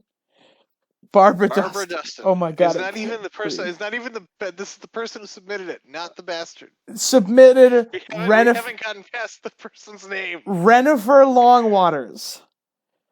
So I actually see it's the prison guy, right? Yeah. Which we established is pronounced jailer, not goaler, as like 15 people in the comments section told us.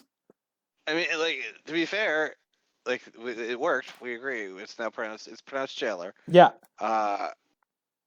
Yeah. Correct. This is true. It's pronounced. So Renifer Longwaters claims to have the blood of Aegon the Conqueror in him at some point. He does a drop of dragon blood, right? He could have got that from Robert. Like, yeah, Robert has more than a drop of dragon blood, and Robert does have family members who, unless you believe the Aegon never had actual kids theory, which is interesting, like would be descended from Aegon the Conqueror. Have you heard this theory, by the way, that Aegon never actually had any kids? Aegon the Conqueror? Yeah. No, I haven't. It's really neat. The main thrust of the theory goes that he had difficulty producing kids despite the fact he had, like, 2 wives. One of whom was more, like, conventional and adventurous, and the other one who was kind of, like, mystical and magical. The young and adventurous one went off on an adventure and at some point was pregnant and then gave birth to a sickly, like, child. And the other one, who was more magically inclined, gave birth to Maegor, who, like, by all accounts looked exactly like Aegon. Like, the theory is that, and this, what was it, Aenys, who was the other kid? I've been listening to Fire and Blood, but there's a lot of Targaryen name overlap. But was it Aenys and Maegor? There's a lot of Targaryens. Aenys sounds right. Aenys was not Aegon's kid, and that wife took one for the team to make sure there was an heir. And the other one, who is mystical, performed a ritual to make a legitimate clone of Aegon, but in doing so made Maegor the cruel, who only took like his bad qualities. Oh my Like god. she made like evil Kirk from Star Trek. You can mark the Star Trek reference off on your bingo cards. The video's been going long enough. We mentioned Star Trek on the beginning. Oh yeah, you're right.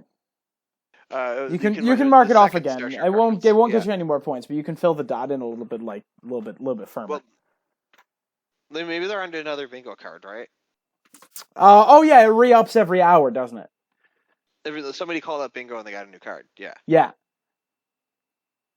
So Zach, anyway, Rennifer Longwaters quote: "Why would we know nothing? Why would we know nothing about a jailer at all who was so important? There is something fishy going on here. Waters is a bastard name, but some ancestor of Rennifer changed it to be less bastardy. It would be a twist if Rennifer is actually Rennifer Waters instead of Rennifer Longwaters." And under citations, quote, "Citations are for pussy maesters." I agree they are. Long could just be his middle name and people just keep hearing it wrong, right? There it is. Rennifer Longwaters. Yeah. Like his Oh, maybe it's hyphenated. Like he was Rennifer Waters, but like he married into the Long family. He married. He moved down to Louisiana. He met Huey Long's daughter. He said, "Every man a king, but nobody wears a crown." And then he is married into one of the more prominent like families to ever die out in American politics. I guess there's still Longs around. It's just that none of them do anything. That also explains who assassinated Huey Long in real life. It was like a faceless man. And on that note, I'm gonna put it like down here. I got to make an American political history joke. Like I gotta like stay in that brain space for as long as I can get away with it. We've been on Barbara Dustin's submission for too long. I'm putting it down there and moving the fuck on. Good old Rennifer. Rennifer. I barely even know her. Zach, we have a submission from Barbary Dustin, who I assume not Barbara Dustin. Must needs be distinct from Barbary Dustin. Oh no, the citation also says citations are for pussy maesters, so there must be a typo in this one. So this is Barbara still. Barbara says Lem Lemoncloak. Interesting. Lem is part of the Brotherhood Without Banners, which is made up in part of initial party Beric Dondarrion. Lem is part of the Brotherhood Without Banners, which is made up in some part of initial party Beric Dondarrion departs with from King's Landing. That party is made up of Crownlanders, Stormlanders, and Northerners. Jesus Christ. Barbara, I need you to throw in some paragraph breaks next time. Two of those areas are not safe from Robert's whoring, and Lem is associated with lemons, which is the southern fruit. Thus, Lem is probably from the Stormlands, and in 281 we know for certain Maya Stone was already born due to a comment from Lyanna. This would put the age of Lem around 19 at least, but it's also possibly some 5 years older due to Robert not knowing about his birth. Let's see. Zach, you are once again very far away from the mic. I accidentally knocked it. Yeah, we don't know a lot about Lem Lemoncloak in terms of age, right? We don't. Lem would have... There's a popular theory that makes a lot of sense that he was Rhaegar's squire. I'm a big fan of that theory. Do you want to try to sell people on it?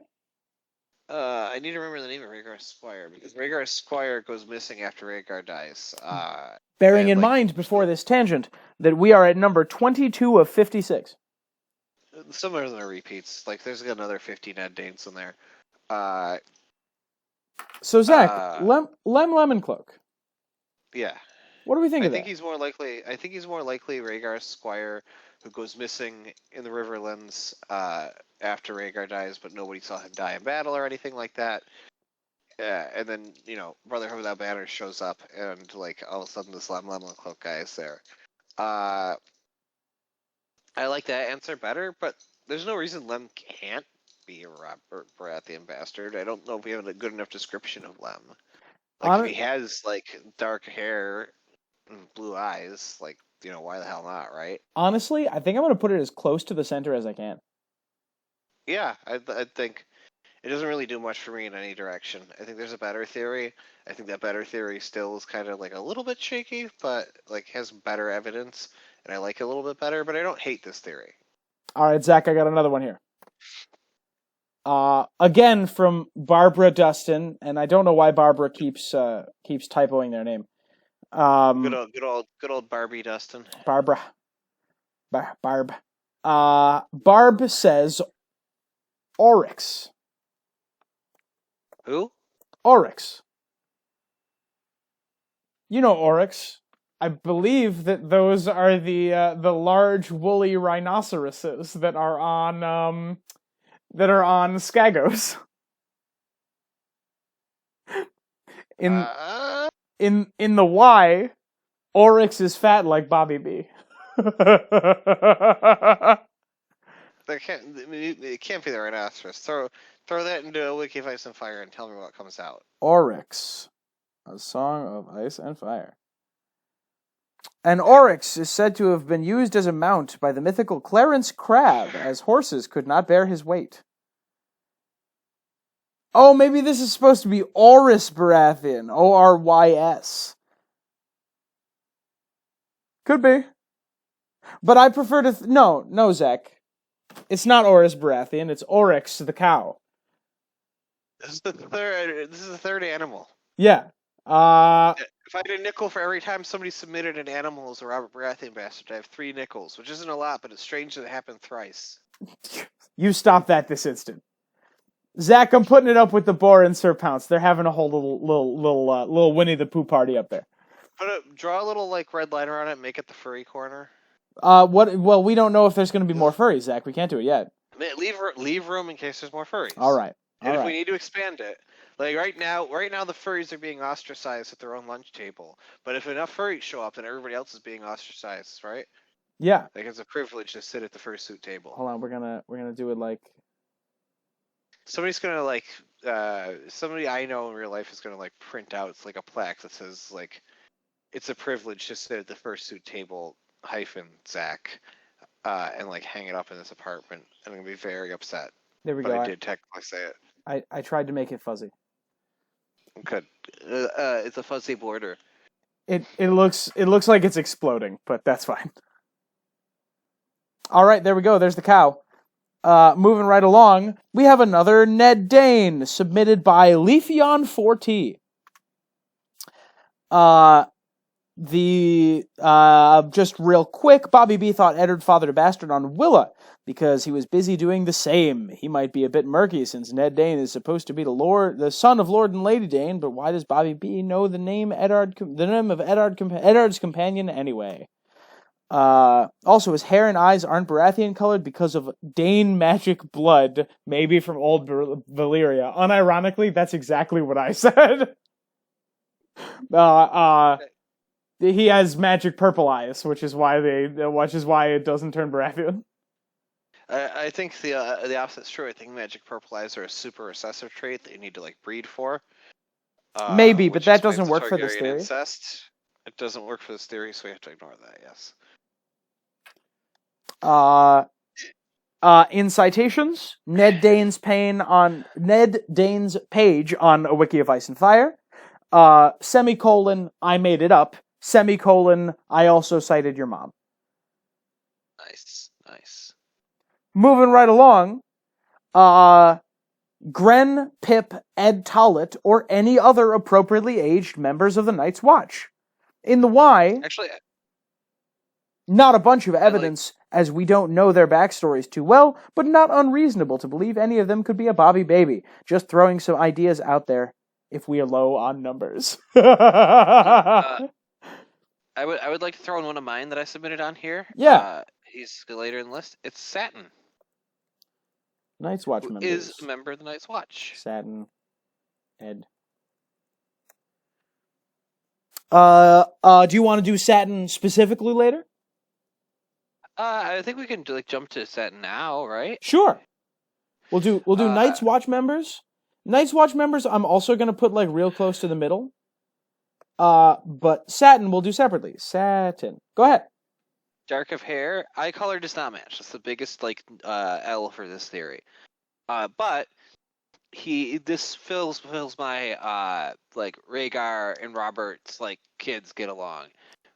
John not only likes being around Satin, he finds Satin attractive. He in his head thinks of him as a attractive person who he kind of likes. Now John hold might be bisexual, by the way. Hold the phone here.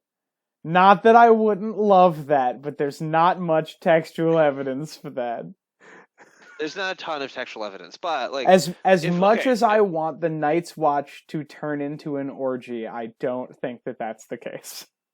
I think the conflict of the War of the Usurper being resolved in hot, passionate gay sex is an interesting ending for it. But it turns out that the Lightbringer was. It turns out the Lightbringer was a dick all along. It just wasn't your dick, Robert. Rhaegar. But Rhaegar. They're both thinking with their dicks when they should have been thinking with their sons. Hit the button. Hit the button. What are you doing, half bro? So in a hilarious effect, they have the same mother too. Yeah. It's Willa. They're both Willa's child. There was a Bessie with the big tits. Everybody was okay, but obviously. Oh, when they say "thank God for Bessie and her tits," they meant literally. It was a Song of Ice and Fire was her breastfeeding them both at the same time. That's going to be the last scene of the books. We all talk about how it's going to be a philosophical chapter from Bran's perspective, but no, she was really sore. She had to put icy hot packs on him. Oh my god! All right, Zach, talk to me about Satin. He's a good member of the Night's Watch. There's not a ton there. His character doesn't show up a ton. Ooh, a good member. He would fit right in. Yeah, exactly. He's a strong, firm supporter of the membership. But there's not really a ton there. I think he's the most interesting person it could be at the Night's Watch, and I do think it's very, very likely that a member of the Night's Watch is a bastard of Robert Baratheon, just because bastards end up on the wall, famously. Yeah. And there's just a ton of people from all over there. One of them being one of Bobby B's kids is unsurprising. Zach, I actually put the member of the Night's Watch up really high, just because I think it's almost certain that a member of the Night's Watch is Bobby B. Bastard. I'm gonna leave it down there for right now, just because we don't have any good evidence about anyone in particular. But I do think that you're probably right. Right. Because Gendry was supposed to go to the Night's Watch, right? Yeah. Somebody got there before him. The safest place for him. Yeah, exactly. Yeah, it was the safest place for him to be, and Gendry was not the first bastard to figure out that was the case. Because even when Bara gets killed, and we'll get to Bara later, because she's gonna pop up, she was not the first Bobby B kids to be killed, because there are those twins in Casterly Rock that were killed very early on. So somebody just had to be smart enough to know that my kid, for being Bobby B's bastard baby, is not safe in the Seven Kingdoms, and they sent him off to the wall. Be my bastard baby. Zach, I got one from the Creepy Lantern, who is in our comments all the time and says some truly funny shit. Good. I'm going to read... You like you a lot, Creepy Lantern? I'm not going to tell you the name yet. I'm going to read this directly. Quote, "What are the two things Robert is known for? Getting drunk and fighting with a warhammer. To hammer and be hammered. What would the son of a hammerer be named? Nail. What do you call the way Robert cheats on his wife? Slimy. That's right. You know what else is slimy? A slug. And what are the Namekians but a race of slugmen? Am I saying that Robert fucked the great elder of the Namekian people and fertilized an egg or two? Damn right. How does that work? Who has access to wish-granting magic balls that could make a man and a genderless slug alien be capable of breeding? The same fat green alien Robert is making his mistress. It all makes sense. Nail was the greatest warrior on his planet. Robert was the greatest warrior in his prime. Both Robert and Nail were killed by a short, ugly, unreasonable creature that had a pointy thing on its head. One tusks, the other horns. Nail from Dragon Ball Z is a baby of Robert Baratheon.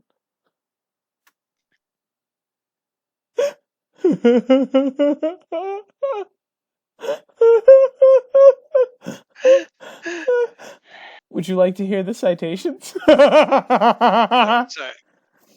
I'm just thinking of Ramsay Bolton saying, hold on, I gotta get the voice right. Yeah. This is my friend Reek. He was a prison bitch. No!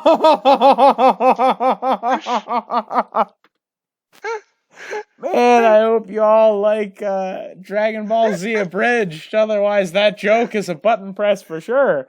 Oh, come on. Everybody remembers Dragon Ball Z abridged.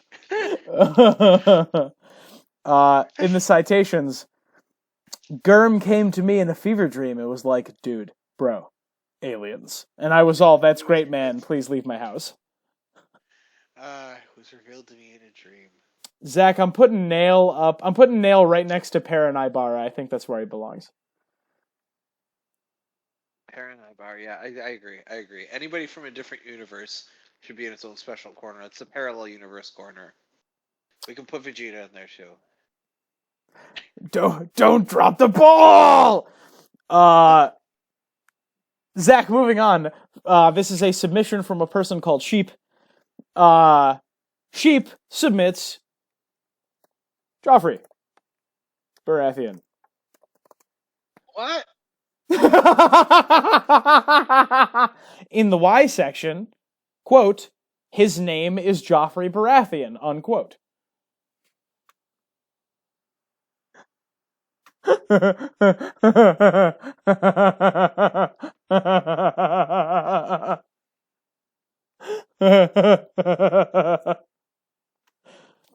In the citations, quote, Five Kings was fought over literally nothing. Yeah. It turns out that Jon and Ned were just wrong. In the citations, quote, my son, ... help him, Ned, make him better than me. Referring to Joffrey, of course. Zach, I'm putting it all the way down here. I hate it. I hate it. I despise it. I hate it so much. Shit. It ruins funny, everything about every character. Yeah. It renders the series completely pointless. I hate it, but it is funny. It's a real like How I Met Your Mother ending, if that's the case. Wake up, sheeple. Speaking of which, we have another submission from Sheep. Sheep. Sheep has submitted another one that we hate Shireen Baratheon. Her name is Baratheon, and her mother despises her, and Stannis doesn't love Selyse, so I see Bobby cucking his own brother. Oh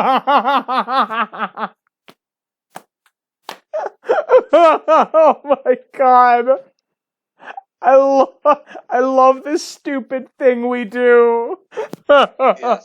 Yes. We have established that Shireen Baratheon is a no. That's a nope from me, dog, and we're moving right along. Gotta keep the train chugging. Oh my god. Okay. All right, Zach. From Sheep. Patches. Patchface. Patchface. Patchface is the son of Bobby and some crazy woman, maybe a younger Melisandre, explains the prophecies, and Stannis covered it up by tattooing him and making up a backstory. And that is why he doesn't want to get rid of him, because Shireen likes him, and Patches is actually her half-brother and Stannis' nephew. And Melisandre just shows up after Robert dies to Stannis, because, like, hey, that bastard owes me child support, for starters.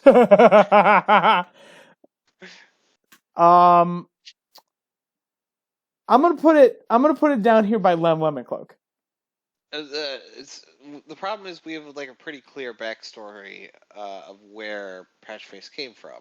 That is corroborated by like a lot of people. Yeah, it was way more interesting that he was just like incredibly talented youth who like drowns, comes back alive, and has lost his mind. My God, that's funny. Yeah, but like the idea that like they made up the whole elaborate backstory and he's just like just Robert one day decided to like test the boundaries of the crazy hot scale. Does that same by the way? Does that imply that Patchface was crazy from birth? Maybe he's born with it. Maybe it's the drowned god. Toss his hair. We have am I about to get ligmud? We have one from Sarah Anonymous. Sarah Anonymous. Sarah Anonymous. Sarah Anonymistic. Sarah Anonymous. Sarah Anonymous nuts. Okay, no, I guess. Like, try really hard in the comments. I guess it's just a person's name. It's a portmanteau of Sarah and Anonymous, so it's somebody named Sarah, but they don't say more than that. I know many Sarahs. I can start guessing. Maybe you're Sarah I know. Sarah, post in the comments if I know you. For a congressional campaign, or if they're a really talented animator. I'm a Sarah's. Actually, no. Everyone comment that you are Sarah and that you know Zach. I'm gonna be freaking out when one of them is like somebody I recognize. No, it's gonna get completely lost. You're never gonna see it. I'm gonna read every single comment on this video. I'm gonna buy like an old, outdated Google Glass, and I'm just gonna constantly have the video page refreshing. So it's gonna have like 8 million views, but I'll see every comment. And then one day I'll notice somebody, but I'll be driving when it happens, and I'll get T-boned and die, but at least I'll have been prepared. T-boned is what I call having sex with me. I felt like I had to commit to that joke. I felt like I had to go through with it. I thought about bailing halfway through, but it's fine. Zach, Sarah Anonymous submits Sir Pouts. Again. Yep. Because Robert loved him some pussy. Off to the furry corner with you. Off to the furry corner. Robert did love him some pussy. We have Supernovi, Pouring out for a real gangster, Robert Baratheon. We have Supernovi, Supernovy, who submits the Titan of Bravos. I like this already. We never see it. If anybody's going to fuck a statue, it's going to be Robert. Right? Yeah, exactly.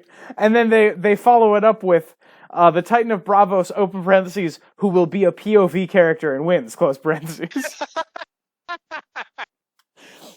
We never see it through a POV character's eyes before Big Robert is of age, so there's no actual evidence that was there before he sired it. Citations, the Pacific Rim theory. Think about it. I like it a lot. If it comes alive and battles other mechas, it must be alive. And if it's alive, it must have been born. I feel bad for the mother, though. No, I think that the mother in this case is probably the mother of mountains. Yeah. Yeah. Which seems like a normal biological process to me. Yeah, I don't feel bad for the mother at all. It was George R. R. Martin makes the giants, men and women thing pretty clear.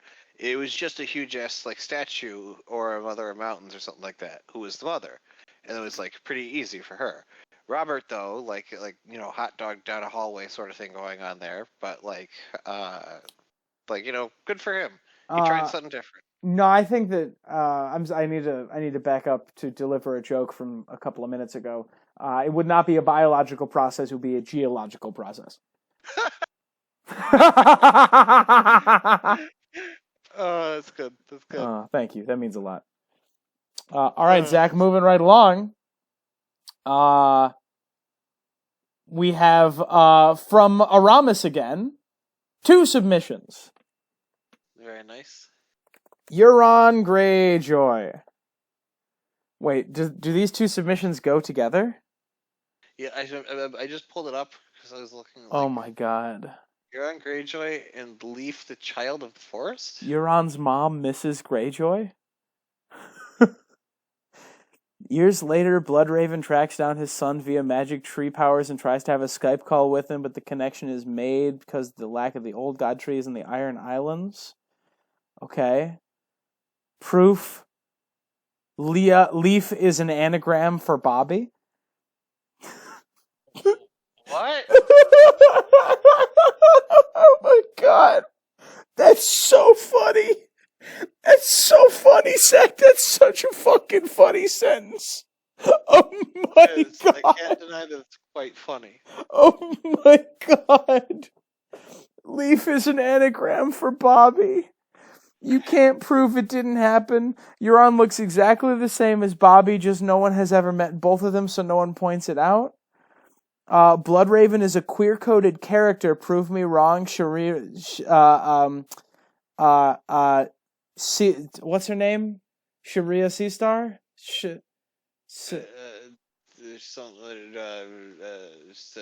Yes. This person says Sharira, and I don't think that's it. Shakira Seastar. Shiera Seastar was just his beard. And finally, Bobby and Bloodraven both start with the same letter, which is cute. So this is suggesting that Robert Baratheon and Bloodraven had a relationship. Bloodraven gets preggers and has twins. One is a child of the forest, and the other is a sexy dude. That's why Quaith's prophecies or like warnings always seem to come true because Shakira Seastar. Shakira Seastar. Her hips don't lie. Yeah. Euron and Leaf. Open parentheses. Twins. Close parentheses. Zach, I love it. I love this absolutely incorrect thing that has been submitted to us. Zach, I'm very actually wrong, and it can't possibly be true. I'm actually gonna do this, and I'm gonna take everything because I need more space in the top left. I'm gonna take everything. I'm gonna move everything down so that we have just like a little bit more space. Oh my god, this is a really funny theory. There we go. You come here. Yeah, get down there. Yeah, that'll do. What are you doing? Are you okay? Do you need help? Shakira.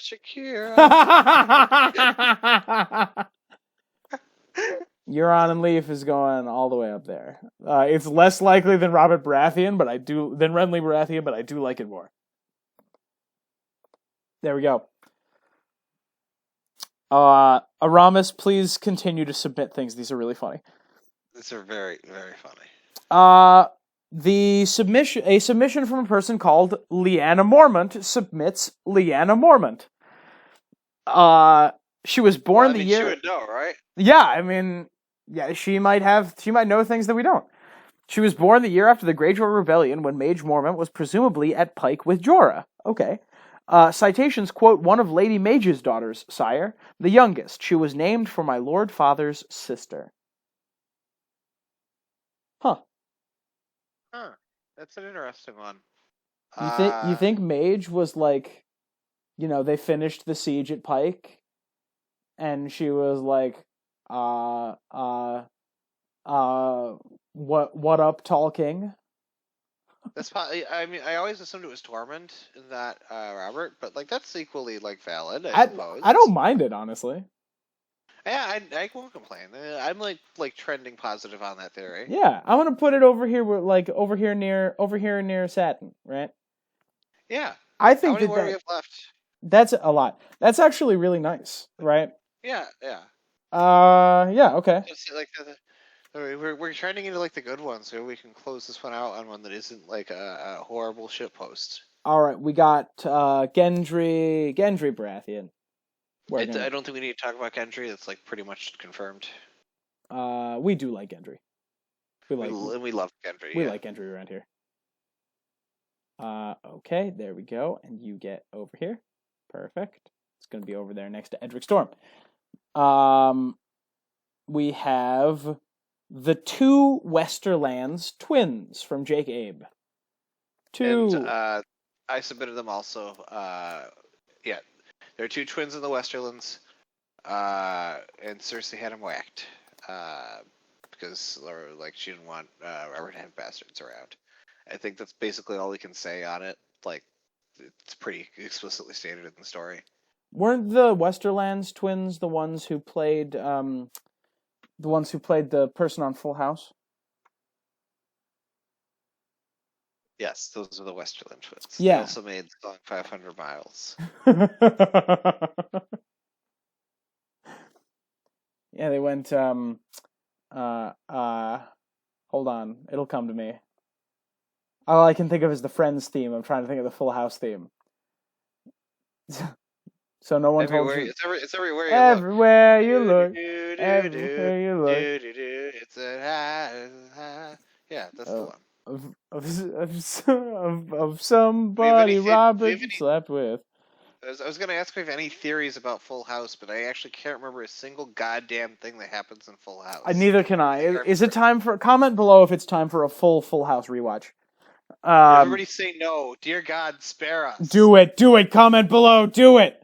Nobody rewatched Full House. There's nothing worth rewatching. Like, one person commented that we need to do the next Jurassic Park video, and it's on the schedule. Do it. We'll have to put it on the schedule. Yeah, if somebody says talk about Full House, like if somebody says talk about Star Trek again or something, like, we'll do it. And if somebody says talk about Full House, we'll at least like theory craft what that episode looks like. Zach, we have a submission for Edric Storm, which is fine. Yep. How about from Jake Abe? We're getting the ones that make sense out of the way. Bella. Oh, hold on. Things again. I said we have we're starting to get into the ones that make sense. This is Bella. Oh yeah, Bella, like, maybe not hard confirmed, but about as close as it gets. Yeah. Was conceived during the Battle of the Bells, where Robert was famously there. Yeah. And fits all the other characteristics pretty well. We'll put it over there. By the way, these are not... I don't dislike any of these. We just don't have a lot of space. I also like, this is what I submitted, I'm pretty sure. So, like, yeah, like, it's good. We have... yeah, like, it's a pretty clear one. We have Bera, the baby in King's Landing that Ned meets and is later killed by Joffrey. Yeah. That's fine. That's great. We like ones that make sense. We occasionally do like talking about the books here. We occasionally make actual theories. Yeah. Shit posts. We have Maya Stone. Again, like, solid answer. I appreciate that we are picking up speed. I wanted to make sure that we did that. Everywhere you look. Theon Greyjoy. Now that's a fun one. His name is Theon after Baratheon. Wait, that's the evidence? Not the King of the North, Theon Stark. Why would the Ironborn name their child after a Stark when they clearly hate them and keep trying to steal their land?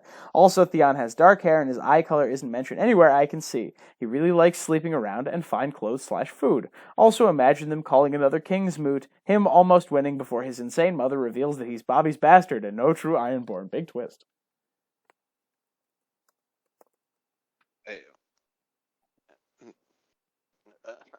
I'm gonna be straight, Zach. Yeah, I kind of love it. I've always like thought somebody in the Iron Island should be his child, but it should be somebody who was born like after the rebellion, of which there are like a handful of candidates, but not a ton.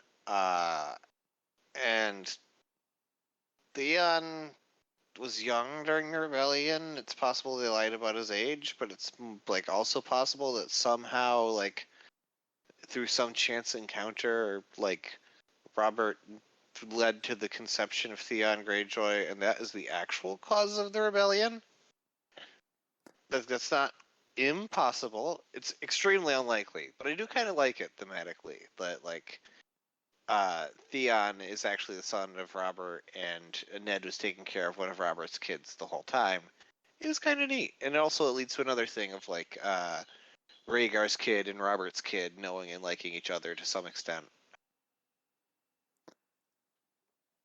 I kind of dig it. I think it's silly. Now hold on. Let's set Theon Latecomer aside for a moment. Because that is a really good theory, but let's set it aside for a moment. It would be kind of thematically appropriate for Theon and Asha not to be related, but to still care about each other. Right? That would line up very well with a lot of the rest of the themes of the book series. Yeah. You know, like they would then, am I correct in saying they would then have the same relationship that Rob and Jon have, right? They would be cousins then, I think. Yes, they'd be cousins. Or something like that sort. Yes. Yeah. Perfect. Hold on, we're waiting for this to load, and then we're moving the heck on. Yeah. We have oh boy. From Elias saying that this is not their theory, but they heard it some time ago and liked it. Russell Merriweather.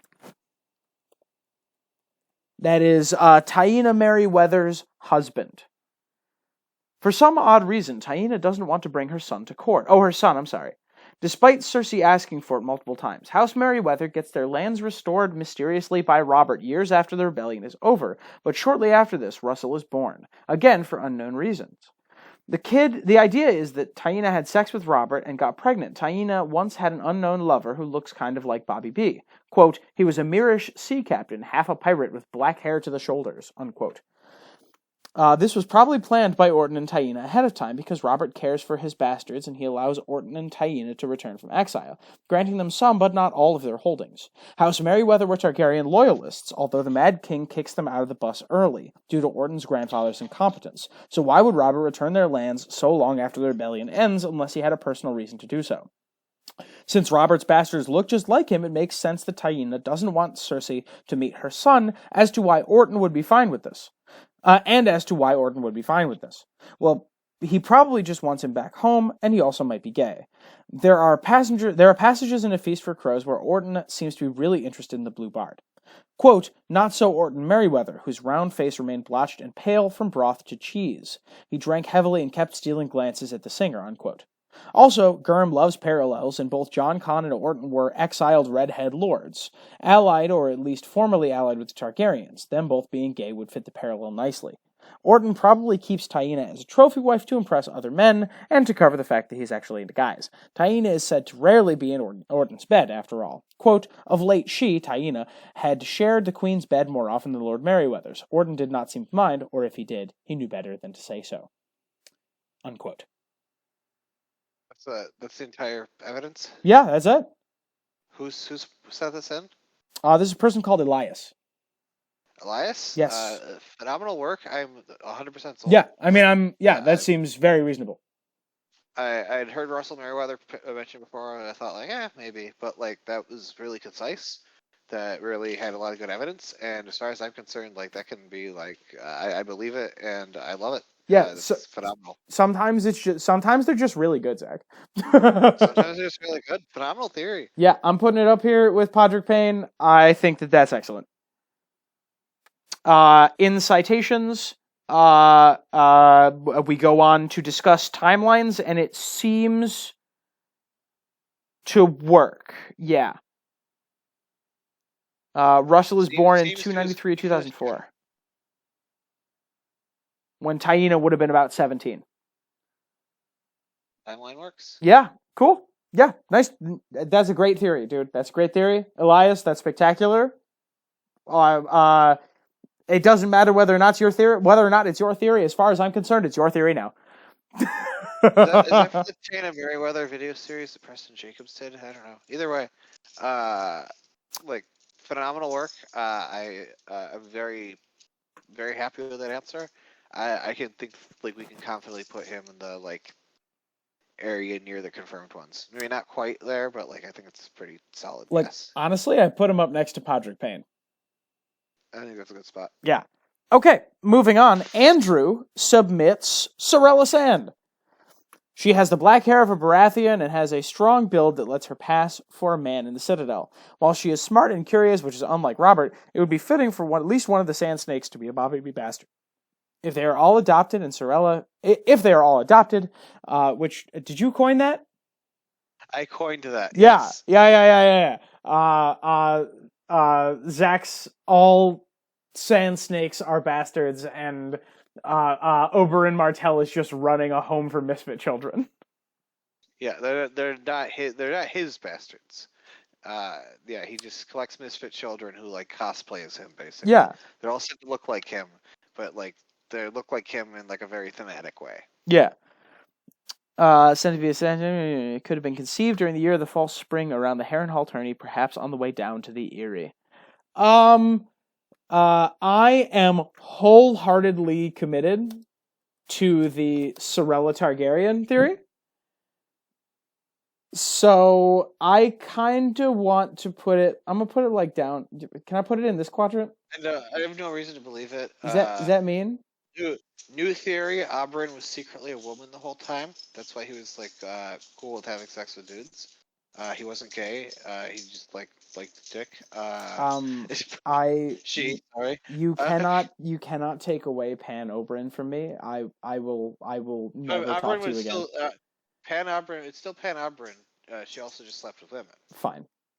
It's just Pan Oberyn, not in the way you thought. Fine. I'm putting this. Where am I putting Sorella Sand here, Zach? I don't really like it that much. I'm gonna put it down here next to Sam Tarly. Sam Tarly. Yeah. Okay. Yeah. Yeah.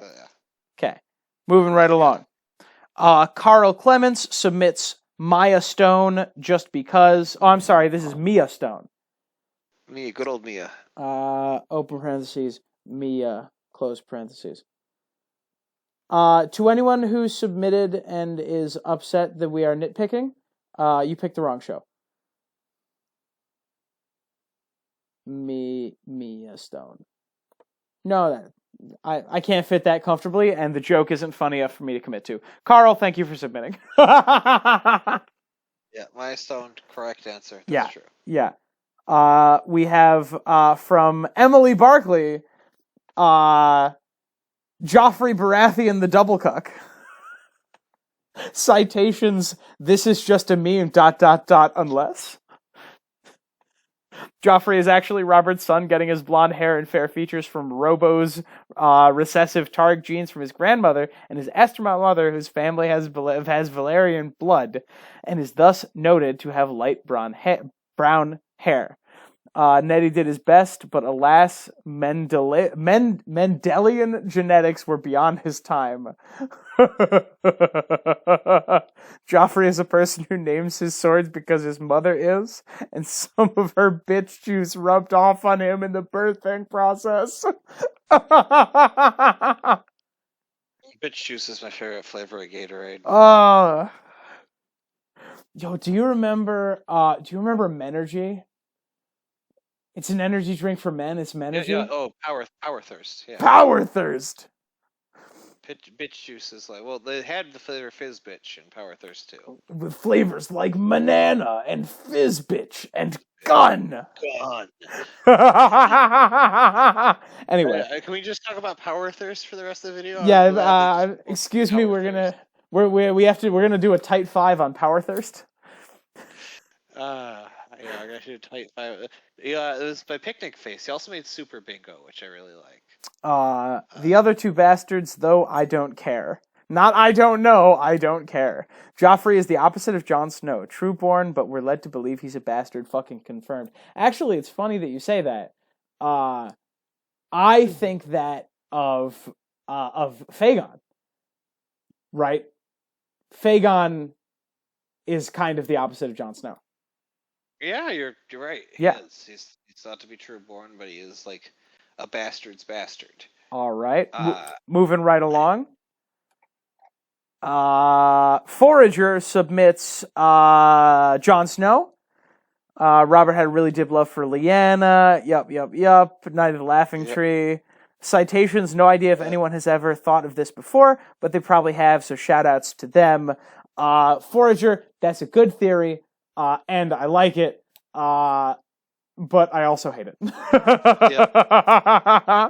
And after she had the baby, she made Ned promise to raise the child and hide it away from Robert. R plus L equals J is true, but in a fun little subversion. But Forager, that would be a subversion of the community. yeah, that would be a subversion of like common sense. Zach, in before George Martin puts like abbreviations for parentage theories into the text. He Somebody just walked past a wall that says R plus L equals J. Yeah. Oh. Yeah, so we finally get to Old Town and Sam's rummaging through old books and he sees N plus A equals D. Oh my god. Yeah. Ned Stark submits Jon Snow. Bobby B has one light with Lyanna, but she's not into it. Runs off with Rhaegar to protect herself and eventually to protect the baby. She makes Ned promise never to tell Robert the truth because she doesn't want him raised by someone like him. Citations, quote, I was there, unquote. Oh, and I think we've reached the end of the list, Zach. Is that truly the end of the list? Because we have a submission from Zach. Oh, so these are all my submissions. I think these ones are yours. Zach says Maya Stone because the books say so. Which has never... I don't trust those things. They seem like hearsay to me. Yeah. Zach says Bella because the books heavily imply it. I haven't read your submissions, by the way. There are going to be some ones that we haven't gone over yet, I think. Zach says Gendry because the book said so, and this evidence feels flimsy so far.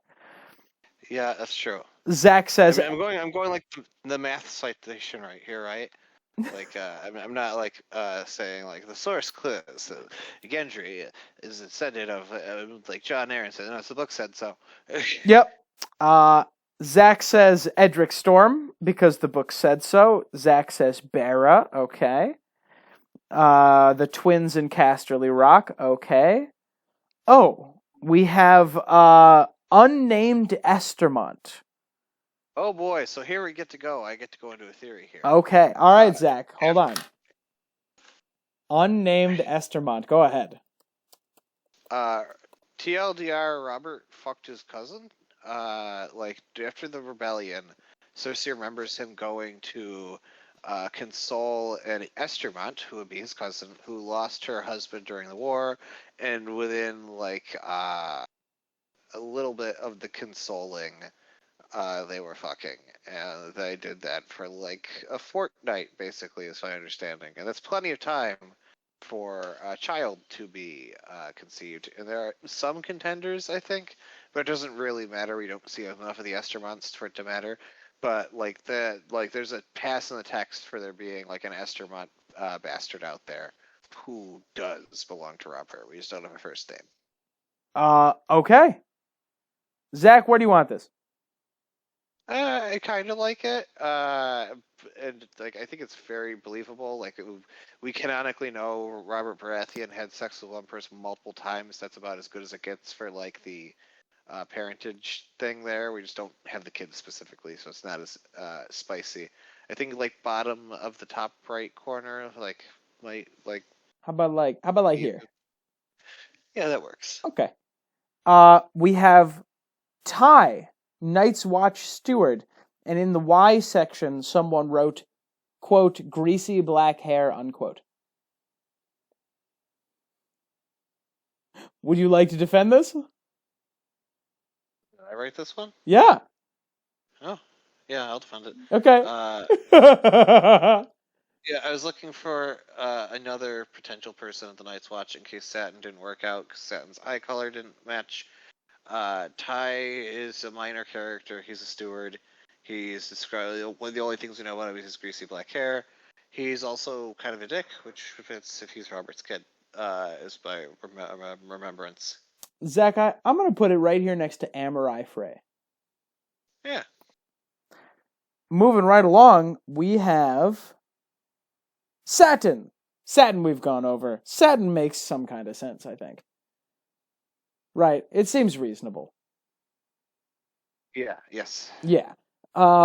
Like for Jon to have, like, it seems likely that some Night's Watch member is a Robert Baratheon bastard. And for it to be Satin just kind of makes sense. Yeah. And finally, Zach, the last one on the list is Brella, Renly's serving girl. Really? Yep, you also submitted this one. I like adding some drama. Yeah, I thought about this as well. At Storm's End, inside the castle walls there, and winds up cleaning clothes in a brothel, which is thematically perfect. And like it's a good fit. Like also then there's Brella, Bara, and Bella, which are all pretty similar names. Yeah, that does kind of fit. Yeah, like if we're looking just for like where do Robert's bastards ends up, they're usually pretty well taken care of in a position where they won't have a bad life, but will never be politically important. And I don't know, like Renly's serving girl, like dings all of those pretty well. Zach, I'm gonna put that next to Ty. Those are just some, like, I did a little bit of research and tried to find minor characters that could have fit in. And I think that's like kind of like how I like how there was none that we both believed and didn't like. Well, yeah, because like we like these books. That's true. We do like these books. Yeah, I feel like it's unlikely for something to be true that I won't find enjoyable.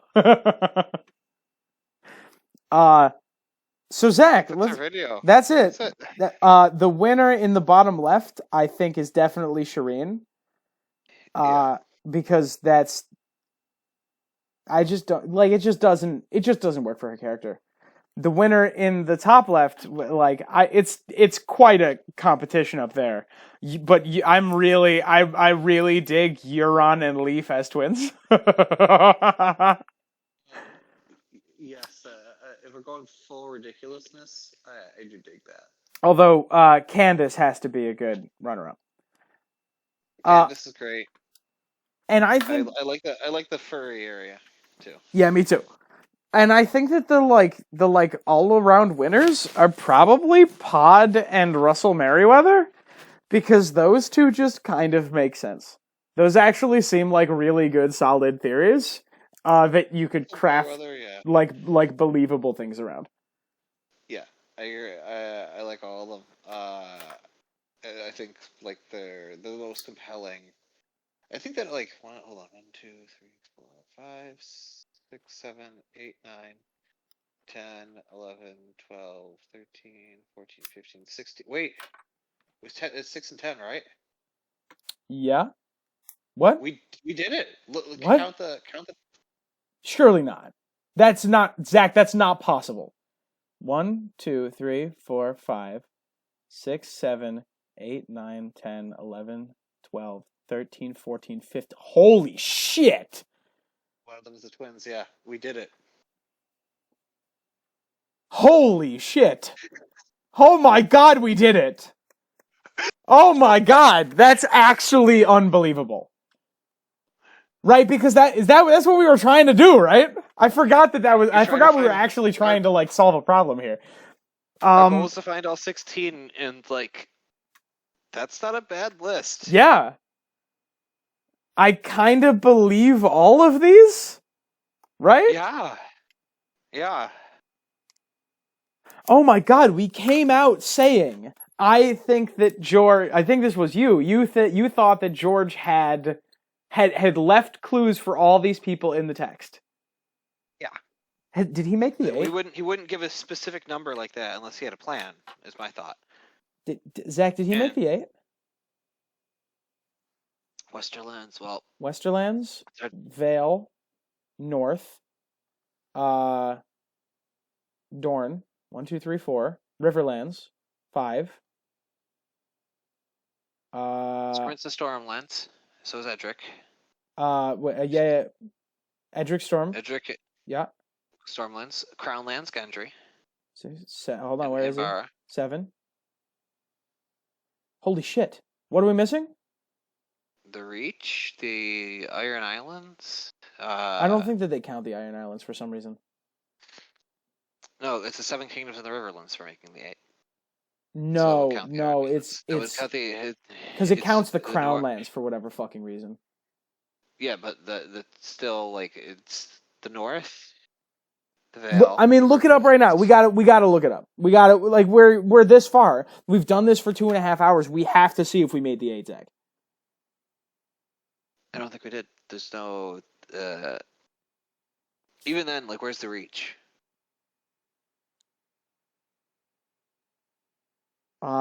Is Estermont a Reach house? I think the Estermonts are Stormlanders. Damn it. Bella, where the Battle of the Bells wasn't the Reach. Where's House Payne from? The Westerlands.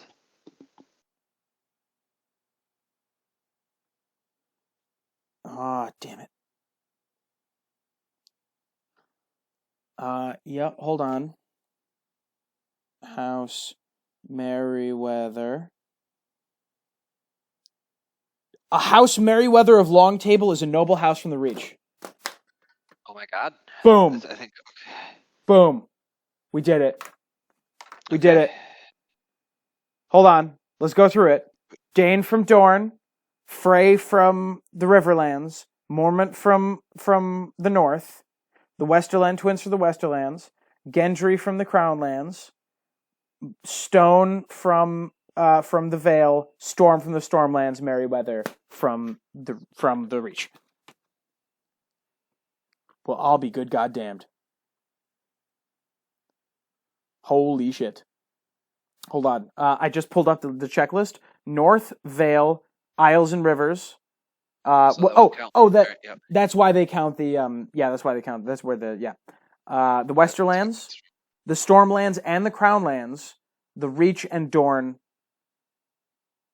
And plus the Crownlands. Hold on. Making the 8, he's talking about having sexual with all the major post-conquest, excluding the Crownlands. Okay. Yep. Zach, we did it. We did it. We did it. Well, I'll be damned. Wow. I mean, Zach, like I don't know what to say. We did it. Good job. Go team. Thank you to everyone who submitted. If you liked this kind of thing, I like this seems to have been a rousing success. Please check out. We're gonna put the spreadsheet below. I think we're also gonna try to share it on Reddit, so that people can check it out. On Reddit. Yeah. And we'll maybe do another one in the future. But like I said, maybe Secret Targaryens will be a good follow up. Yeah. But for right now, Zach, I think goodbye. Goodbye.